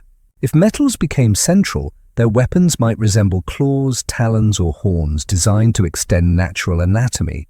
War, if it came, would be fought with machines that resembled beasts, towering constructs powered by crystal energy and designed to terrify as well as destroy. Technology would not only reshape the land, it would reshape them. Just as humans merged biology and machine, scaled engineers might develop exoskeletal enhancements, feather-light armors, or devices that amplified their vocal resonances. Cybernetic tails could wield tools, crystal implants could enhance vision, and genetic manipulation could extend their natural regenerative powers. Over time, they might blur the line between biology and invention, becoming part creature, part machine, part crystal resonance. A civilization not only advanced, but transformed. Scientists debate whether intelligence inevitably invents machines, or whether it might pursue entirely different paths. Perhaps reptilian technology would not resemble ours at all, built instead on principles we barely imagine. But whether humming crystal towers or magma engines, spacefaring spirals or cybernetic feathers, the technology of scales would reveal one truth. Intelligence always finds a way to shape the world in its image. And the image of the reptile would be both alien and strangely familiar, so imagine standing in their laboratory. Crystal arrays hum with resonant light, casting teal and orange glow on scaled engineers. A raptor-descended scholar adjusts a bone gear with precise talons. A herbivore-descended thinker consults a spiral tablet carved in stone. Above, a machine shaped like a feathered wing begins to glow, its energy drawn from the volcanic heart of the earth. You realize you are not in a fantasy, but in a world that could have been. A world where technology was not born of mammalian hands, but of reptilian claws, and where the future was written not in silicon, but in scales. Up to now, we have walked through visions of dinosaurs ruling alone, their predators, their civilizations, their philosophies, their technologies. Yet Earth has always been a place of mixture. Ecosystems blend, species interact, and survival often comes through symbiosis. In this alternate Earth, where dinosaurs never fell, the greatest question is whether reptiles and mammals might eventually merge through biology, culture, or even technology. Tonight, we step into the hybrid age. At first, the relationship between dinosaurs and mammals would be starkly unequal. Mammals would remain small, furtive creatures feeding in the shadows of scaled giants. But as climates shifted, new niches would open. Mammals, with their fur and warm-blooded metabolisms, would thrive in colder regions less suited for reptiles. Dinosaurs, by contrast, would dominate the tropics and temperate belts. This geographic separation could prevent conflict, but over millions of years, overlapping ranges might force cooperation. In regions where winter bit hardest, dinosaurs might even rely on mammalian companions for warmth, much like modern reptiles bask beside mammals to share heat. Out of necessity, an interspecies relationship could begin. Domestication would be the first step. Just as humans domesticated dogs, cats, and cattle, intelligent dinosaurs might turn to mammals for specific roles. Small, clever mammals could serve as pest controllers in their granaries or warning systems against predators. Larger mammals, such as herd animals, might be bred for meat, hides, or labor. Imagine a scaled city where mammals run freely as symbiotic partners, some kept as warm companions, others as livestock, still others as spiritual symbols. To a reptilian culture, mammals might seem like lesser beings but still essential, much as we treat domesticated animals today. A hybrid society would thus emerge, not in blood, but in culture, where mammals and reptiles coexisted in complex ways. But culture is only the beginning. Biology itself might blur. Evolution has always experimented with strange forms, platypuses, flying fish, armored mammals. If dinosaurs pursued genetic science as we imagined in their technological path, they might learn to manipulate DNA. Hybridization could become deliberate. Mammalian endurance might be combined with reptilian strength. Fur and scales might merge into new integuments, feathered coats adapted for multiple climates. Imagine a species with the warm metabolism of a mammal, the regenerative capacity of a reptile, and the intelligence of both lineages fused. In the laboratories of scaled scientists, the hybrid age could bring forth entirely new creatures, born of deliberate design rather than natural accident. Even without technology, hybrids might emerge through evolution's slower hand. Mammals and reptiles share distant ancestry. In a world where niches were more contested, convergence might bring them closer. Mammals might evolve reptile-like traits to survive in scale-dominated worlds, toughened hides, egg-laying reproduction, or crested displays to warn predators. Dinosaurs, in turn, might adapt mammalian traits like sustained high metabolism, greater parental care, or more complex vocalizations. Though they would never become the same, they could resemble each other more closely, blurring distinctions until the Earth itself seemed inhabited by hybrid species of every form. Culture would reflect this blending. In predator-descended societies, mammals might be honored as symbols of resilience, their warm-blooded endurance admired by scaled philosophers. Festivals could involve mammalian dancers wearing reptilian masks, symbolizing the union of two lineages. In herbivore-descended societies, mammals might be seen as partners in survival, spiritual companions rather than tools. Stories could arise of ancient mammal-reptile unions, mythic figures who embodied balance and harmony. These myths might become guiding principles, encouraging cooperation between the two groups. Over time, entire religions could form around hybrid deities, depicted with scales and fur, claws and hands, tails and warm eyes. The hybrid would not only exist in biology, it would become sacred in spirit. Technology would accelerate this union. Reptilian civilizations might develop ways to integrate mammals directly into their social and technological systems. Symbiotic machinery could harness both species, mammals guiding delicate instruments requiring nimble digits, reptiles providing strength and endurance. In war, combined units of mammals and reptiles could fight together, each compensating for the other's weaknesses. In science, mammalian intuition and reptilian logic might blend, creating new schools of thought. hybrid societies could achieve more than either lineage alone, their cooperation becoming the greatest invention of all. The hybrid age would be not about domination, but about synthesis. Conflict, however, would be inevitable. Some reptilian cultures might reject mammals entirely, viewing them as inferior or even dangerous.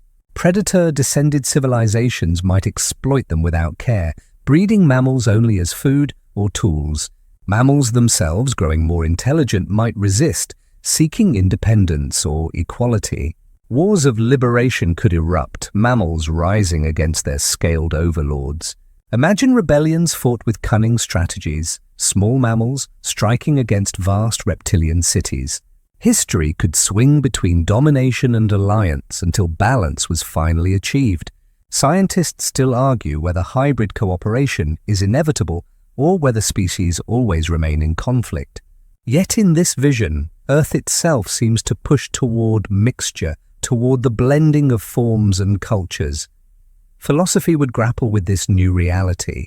Reptilian scholars might debate whether hybridization violates the natural order or fulfills it. Some would claim that each lineage has its role, predator and prey, scale and fur, never to be confused. Others would argue that the blending of lineages reflects the deeper cycles of the universe, where opposites unite into harmony. Entire schools of thought might arise devoted to defining the purpose of hybrids, their place in the cosmos. Over time, these debates could shape the course of civilizations, as hybrid acceptance or rejection determined alliances, wars, and progress. And then there is the ultimate hybridization, not of biology, not of culture, but of destiny. If dinosaurs and mammals reached the stars together, their partnership could become cosmic. Starships might carry both species, reptilian engineers, and mammalian navigators working side by side. Colonies on distant planets could be built by hybrid societies, each settlement reflecting a blend of biology and culture. Imagine a distant world where scaled beings hunt under alien suns, while furry companions weave shelters, their roles inseparable. Over generations, their destinies would fuse, their stories forever intertwined. The hybrid age would not be a brief moment, but the foundation of an entire cosmic civilization. So close your eyes and picture it. A city where scaled and furry beings walk side by side. Towers of stone and crystal hum with energy. Dinosaurs in robes of feathers debate philosophy with mammals in patterned cloaks. Children with both scales and fur run through plazas, their eyes reflecting suns yet to be reached. This is not merely an Earth of reptiles or mammals, it is an Earth of both, a planet where survival chose not one lineage, but two. The hybrid age is the age of possibility, the moment when difference becomes unity and Earth itself becomes something greater than it was. What if the survival of dinosaurs had carried them not only into new ecosystems, new technologies and hybrid ages with mammals, but into the very theatre of the cosmos itself? Earth has always orbited one sun, but throughout science fiction and speculation, the idea of twin suns has fascinated us.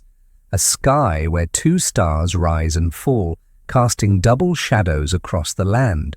Tonight, let us explore how intelligent dinosaurs might endure, adapt, and even thrive in a universe where Earth itself, or one of their colonies, existed under two suns.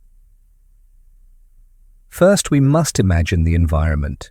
A planet with two suns would be bathed in far more light than ours. Days might stretch longer, shadows would overlap, and heat could surge to extremes. In such a world, reptiles would possess natural advantages. Scales reflect sunlight, feathers insulate against extremes, and their biology could adapt to higher radiation. Dinosaurs who evolved intelligence on such a planet, or migrated there from Earth, might see sunlight not as a simple source of warmth, but as a constant, overwhelming force shaping every detail of life. Their myths would surely describe the suns as divine parents, twin eyes of celestial ancestors, one blazing with strength, the other with wisdom, each watching over their children below. Ecosystems under two suns would differ radically. Plants might evolve shimmering leaves to deflect intense radiation, glowing in iridescent patterns. Forests could be tinted gold, silver, or crimson, creating landscapes that dazzled the eye. Dinosaurs would adapt too, scales turning reflective, feathers evolving vivid pigments that shimmered like living prisms. The predators of such a world might be sleek and pale, darting between overlapping shadows. Herbivores could grow larger, storing water and nutrients in climates harsher than anything Earth has known. Life would not only endure, it would blaze with color, each species sculpted by the excess of light. Civilizations would be shaped by these suns. Cities might be built underground or under massive canopies to shield from heat, their towers reflecting light in dazzling patterns. Temples could align with the crossing paths of the suns, festivals marking the rare moments when both stars set together, plunging the world briefly into night. The architecture of intelligent dinosaurs would gleam with mirrored stone, glass-like crystals, and bioluminescence designed to balance the overwhelming brightness.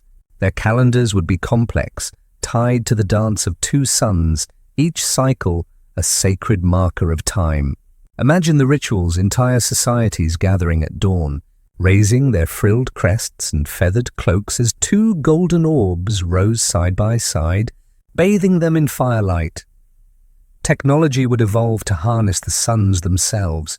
Where humans created solar panels, skilled engineers might develop entire crystal farms, shimmering fields of resonant structures converting starlight into energy. Power would not be scarce, it would be abundant, drawn directly from the heavens. Their machines might hum with stored radiance, their starships glowing with captured fire. Some cultures might even attempt to manipulate their suns, studying solar flares, predicting cycles, and aligning their myths with the very science of nuclear fusion. For them, energy would not be extracted from the earth below, but harvested from the sky above. But two suns bring more than light. They bring instability. Gravity itself becomes complex, tides shifting unpredictably, seasons fluctuating in chaotic patterns. Intelligent dinosaurs would face an Earth, or Earth-like world, constantly in flux. Crops could fail under unexpected droughts, storms could surge with little warning, and climates could swing between extremes. Survival would demand foresight, planning, and resilience. Their philosophies might emphasize adaptability above all else, to shed skins, to change colors, to migrate endlessly, to embrace the chaos of two suns as the essence of life. Entire religions could arise around this theme, teaching that stability is an illusion and that wisdom lies in transformation. Conflict could also emerge. Predator-descended civilizations might claim one sun as theirs, herbivore-descended societies the other. Wars could be fought not just over land but over symbolic ownership of the heavens. Myths might frame the suns as rivals, locked in eternal struggle, with mortal civilizations echoing their cosmic conflict. Yet peace could also be imagined, philosophies teaching that both suns are needed, balance only possible when opposites unite. In this way, the heavens would shape their politics as deeply as their biology. Now imagine the impact on hybrid civilizations, dinosaurs and mammals coexisting under two suns.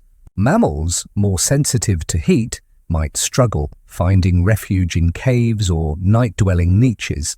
Reptilian species could become their protectors, guiding them through blazing days.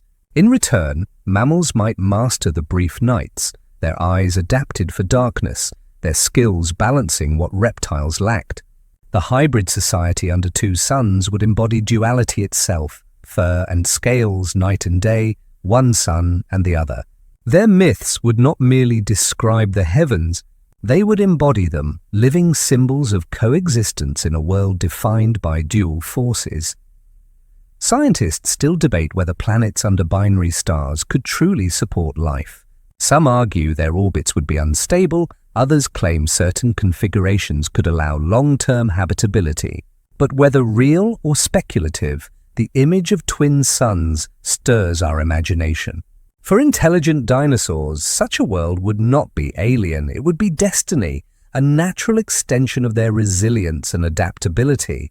Just as they survived on Earth for millions of years, so too could they survive under skies brighter and harsher than our own. So let us close our eyes and picture it, a dawn where two suns rise together, painting the sky in fire.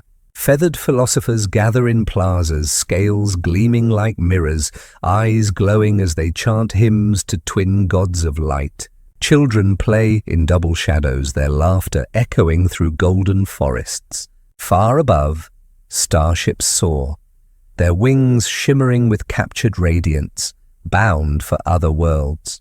This is Earth under two suns, a vision of excess, of brilliance, of life, sculpted not by one star, but by two. A world strange, dazzling, and alive with the endless possibilities of light. Speculation about alternate timelines is not only an exercise in imagination, it is a mirror that reflects truths about our own existence. The dinosaurs did not survive, and mammals rose to take their place. Yet in picturing a world where the asteroid never struck, we gain insights into the fragility, resilience, and unpredictability of life. Tonight, as we stand deep within this speculative journey, let us gather the lessons from the lost world of dinosaurs. Lessons that speak not only of what could have been, but of what is. The first lesson is that dominance does not guarantee survival. Dinosaurs ruled Earth for over 160 million years, far longer than humans have existed. They occupied every ecosystem from the swamps of the Triassic to the forests of the Cretaceous. They flew, swam, and strode across continents. Their diversity was staggering, their success unparalleled. Yet in a single moment their reign ended. An asteroid 6 miles wide struck the Yucatan, releasing more energy than billions of nuclear bombs. The skies darkened, plants withered, food chains collapsed, and the most powerful creatures Earth had ever known vanished. The lesson is clear. No species, no matter how dominant, is immune to catastrophe. Survival requires not only strength, but adaptability, foresight, and often sheer luck. The second lesson lies in resilience. Not all dinosaurs perished. Birds, their feathered descendants, survived and continue to thrive today. Their ability to adapt, smaller bodies, diverse diets, rapid reproduction, allowed them to weather the catastrophe that ended their giant relatives. From these survivors came songbirds, raptors, and even the chickens in our backyards. The lesson here is that resilience often hides in the small, the overlooked, the humble. Greatness is not always measured in size or strength, but in flexibility, endurance, and the capacity to change. The third lesson concerns contingency. History is not inevitable. If the asteroid had missed Earth by mere minutes, dinosaurs might still rule today. Mammals, including humans, might never have risen beyond shadows. The world we know, our civilizations, technologies, and dreams, exists because of an accident of timing. This humbles us. We are not destined rulers, but beneficiaries of chance. The lost world teaches that life is shaped as much by randomness as by progress. Our existence is fragile, contingent, and precious. The fourth lesson is about balance. Dinosaurs maintained ecosystems where predator and prey, herbivore and carnivore, hunter and hunted existed in dynamic equilibrium. Each species shaped the other in an endless dance of adaptation. The extinction shattered that balance, forcing ecosystems to rebuild under new orders. In our world, we now hold the power to disrupt balance on a global scale. Climate change, habitat loss, and extinctions are consequences of our dominance. The dinosaurs remind us that balance, once broken, is difficult to restore. If we do not learn this lesson, we may repeat their fate, not by asteroid, but by our own hand. The fifth lesson concerns imagination itself. By studying dinosaurs, we glimpse the vastness of life's possibilities. Creatures with sails on their backs, horns like shields, Necks like towers and wings like dragons walked our Earth. Evolution produced wonders stranger than fiction, shaping forms beyond our imagination. If such diversity existed once, it can exist again on Earth or elsewhere. The lesson is that life's creativity knows no bounds. Our alternate world, where dinosaurs build cities and starships, is not fantasy, but a reminder that existence is richer and stranger than we often admit. The sixth lesson is survival's universality. Every extinction, every collapse, every catastrophe leaves survivors. Life endures. It adapts, shifts, and evolves anew. Even if humans were gone tomorrow, Earth would not be empty. Other creatures would rise as they always have. The dinosaurs remind us that our place is not eternal, but also that life itself is eternal. The resilience of Earth is both comforting and humbling. We are not necessary for life to continue, yet we are capable of protecting it if we choose. The seventh lesson is about perspective.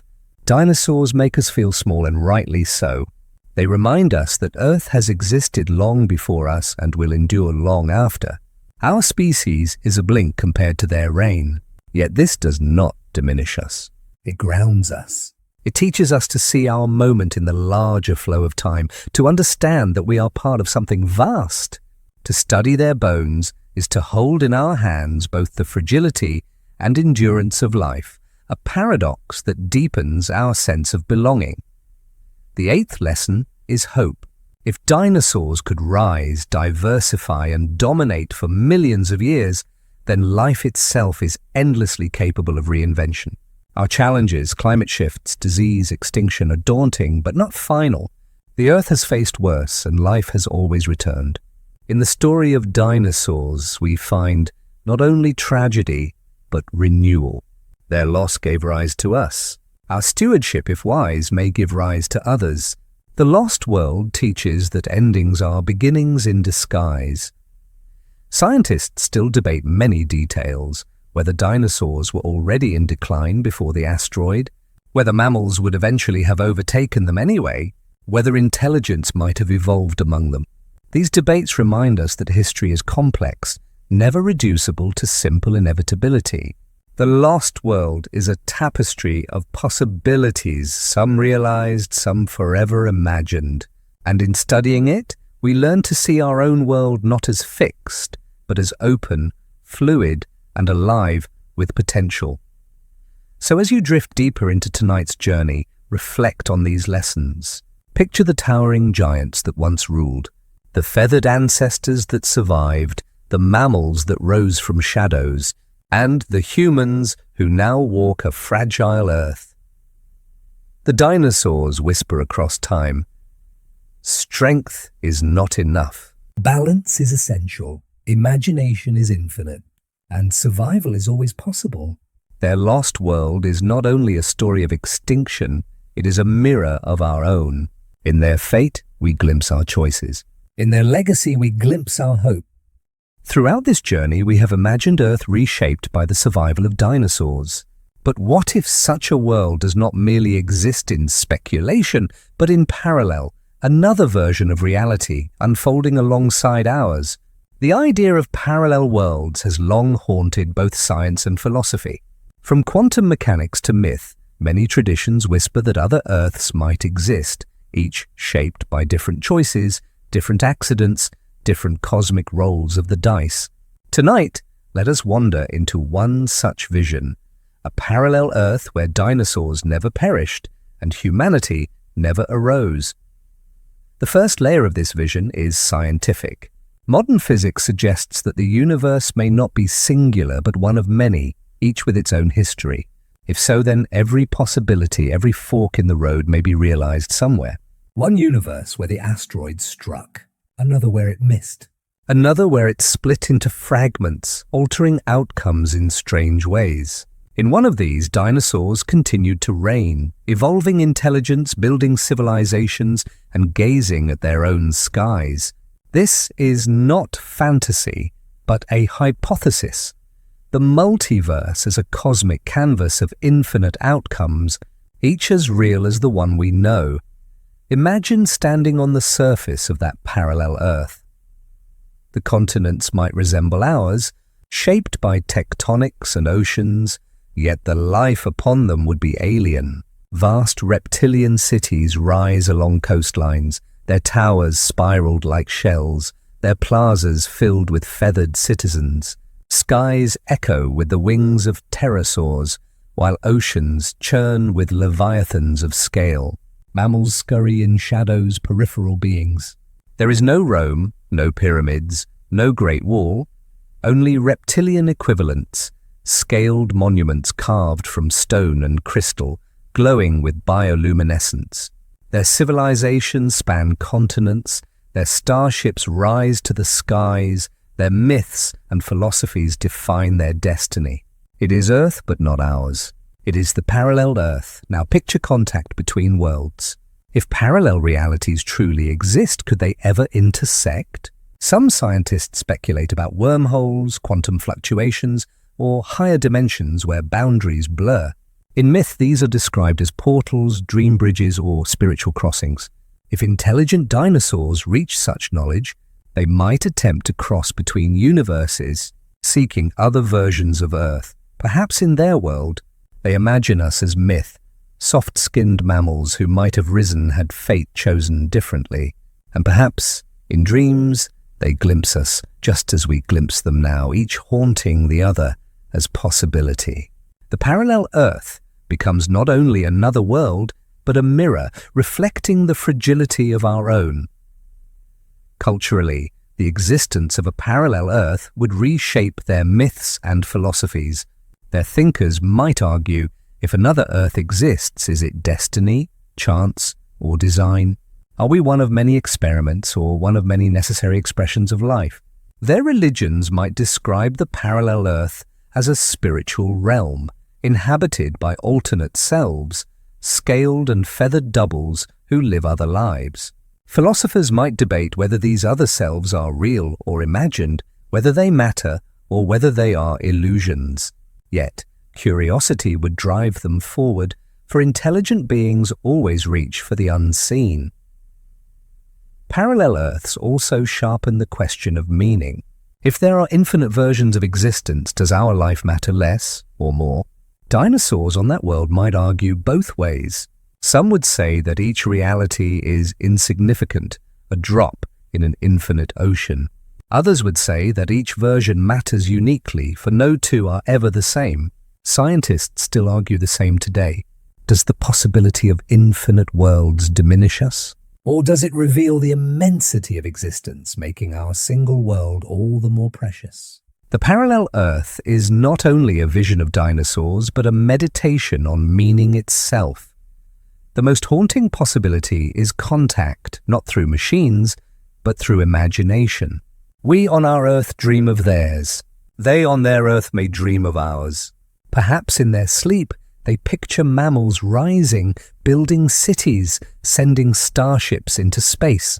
Perhaps they whisper to their children stories of a fragile Earth ruled not by scales, but by soft-skinned dreamers. And perhaps tonight, our act of imagining them is itself a form of contact, two Earths touching in the silence of thought, in the mystery of dreaming.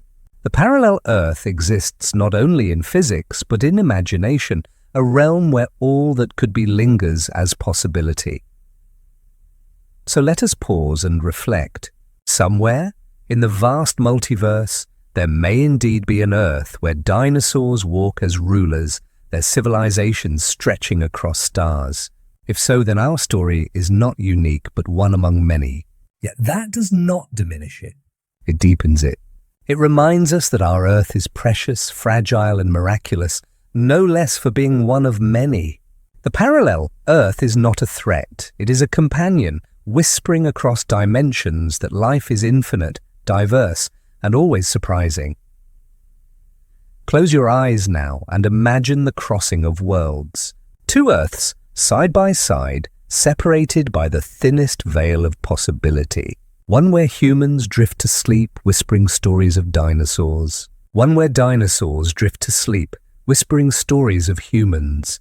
Two voices in the dark, echoing across eternity. That is the parallel Earth, the world we never knew but always carry within our imagination. At last, we arrive at the final chapter of this imagined journey. Across landscapes of scaled empires, feathered philosophers, and reptilian astronauts, we have explored what Earth might have been if the dinosaurs had never fallen. And now, as night deepens and sleep beckons, we step into the most intimate vision of all, not worlds of science or speculation, but worlds of dreams. For even in this alternate history, intelligent dinosaurs would close their eyes beneath twin suns or starry skies and enter the boundless realm of imagination.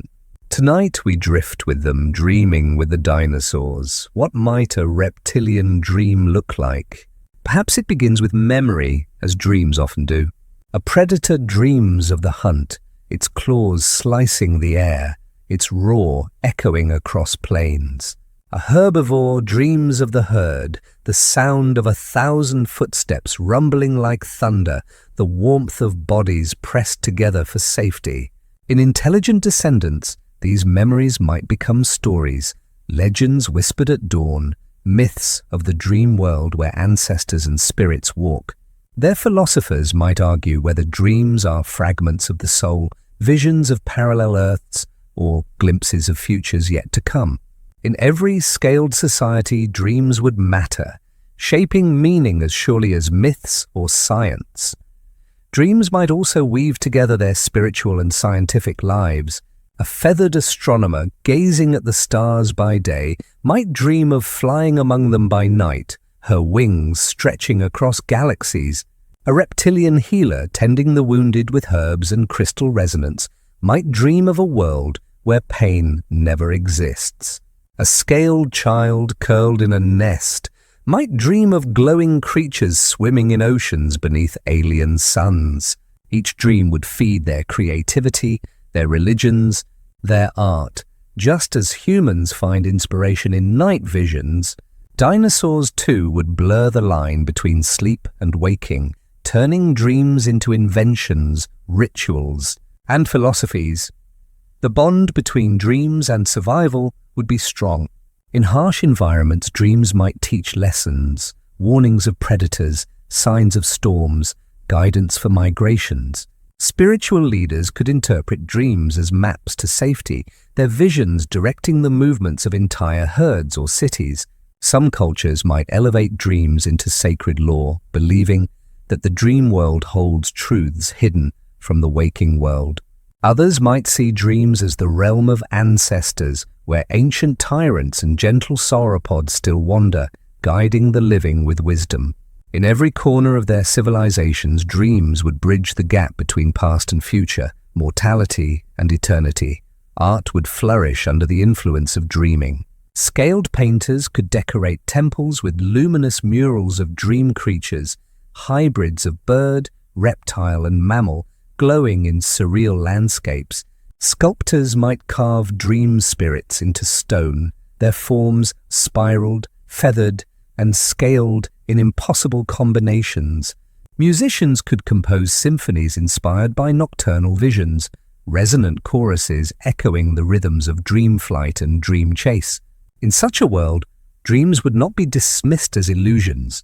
They would be honored as the most profound source of creativity.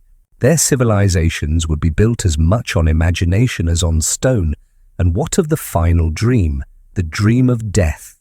Dinosaurs, like humans, would face the inevitability of mortality. Their spiritual traditions might describe death as the longest dream, a sleep from which one awakens in another world. Funerary rites could involve rituals designed to guide the spirit into dream realms, where it would join ancestors in endless plains or radiant skies. Myths might describe the afterlife as a place where predators and prey live in harmony, each chasing and being chased in eternal cycles, never ending, never cruel.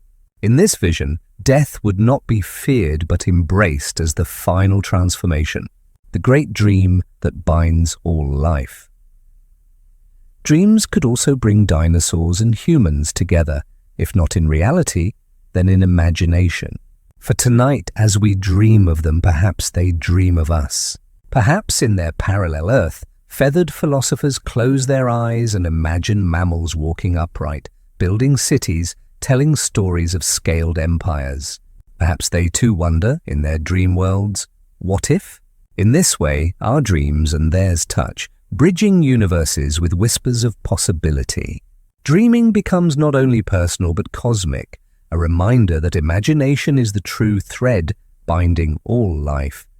Scientists still debate the purpose of dreaming.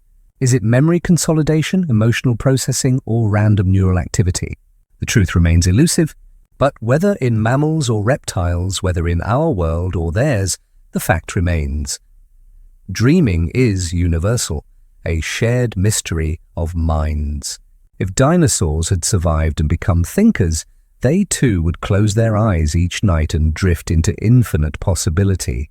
The dream world would be their second home, their silent universe of creation and meaning. So as you rest tonight, imagine yourself not alone, but accompanied. Around you, in the shadows of possibility, sauropods sleep beneath stars, raptors curl in nests, feathered philosophers rest after debates, and reptilian astronauts dream of galaxies yet to come. Their dreams mingle with yours, woven into the vast fabric of imagination. Together, across time and fate, we dream with the dinosaurs. Now the story comes to its close, not with an ending, but with a drifting. For the dream continues as long as you let it, carrying you deeper into rest. The dinosaurs are here, not only in fossils, not only in birds, but in your imagination, eternal as long as you dream of them. This is their gift, to remind us that life is vast, mysterious, and forever surprising. We have walked together across an Earth that might have been, an Earth where dinosaurs did not fall, where scaled civilizations rose, where dreams themselves took flight. For 22 chapters, we traced their survival from ancient plains to the farthest stars, from predator thrones to sacred temples, from hybrid futures to parallel worlds. And now, as the journey settles into silence, let us pause for a final reflection, a gentle landing before sleep. The story of dinosaurs is, at its heart, a story of impermanence. They remind us that even the greatest empires of life can end, not through weakness, but through fate's unpredictable hand. Yet they also remind us that endings create beginnings. Their fall gave rise to mammals and to us. Without their loss, there would be no human history, no voices, no dreams such as these. Their extinction is both tragedy and gift, a paradox that humbles and inspires. But tonight, we chose another path. We chose to imagine what might have been. In doing so, we discovered not only dinosaurs but ourselves, our questions, our fears, our hopes. For in picturing scaled philosophers debating under twin suns or reptilian astronauts reaching the stars, we revealed what matters most to us: intelligence, survival, meaning, and connection.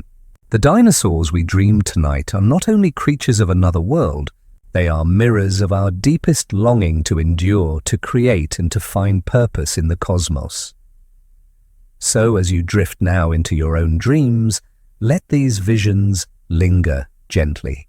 See the forests where sauropods move like living towers. Hear the distant calls of raptors echoing like questions across the night.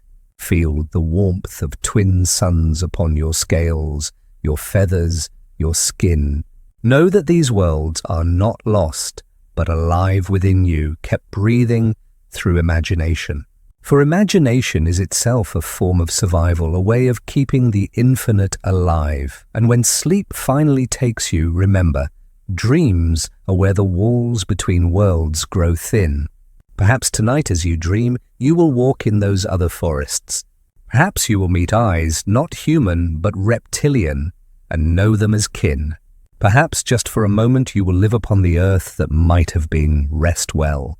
The journey continues in silence, in dreams, in the infinite possibility of what if. The dinosaurs are waiting there, not as fossils, but as guardians of imagination. Close your eyes. Breathe deeply, drift into their world.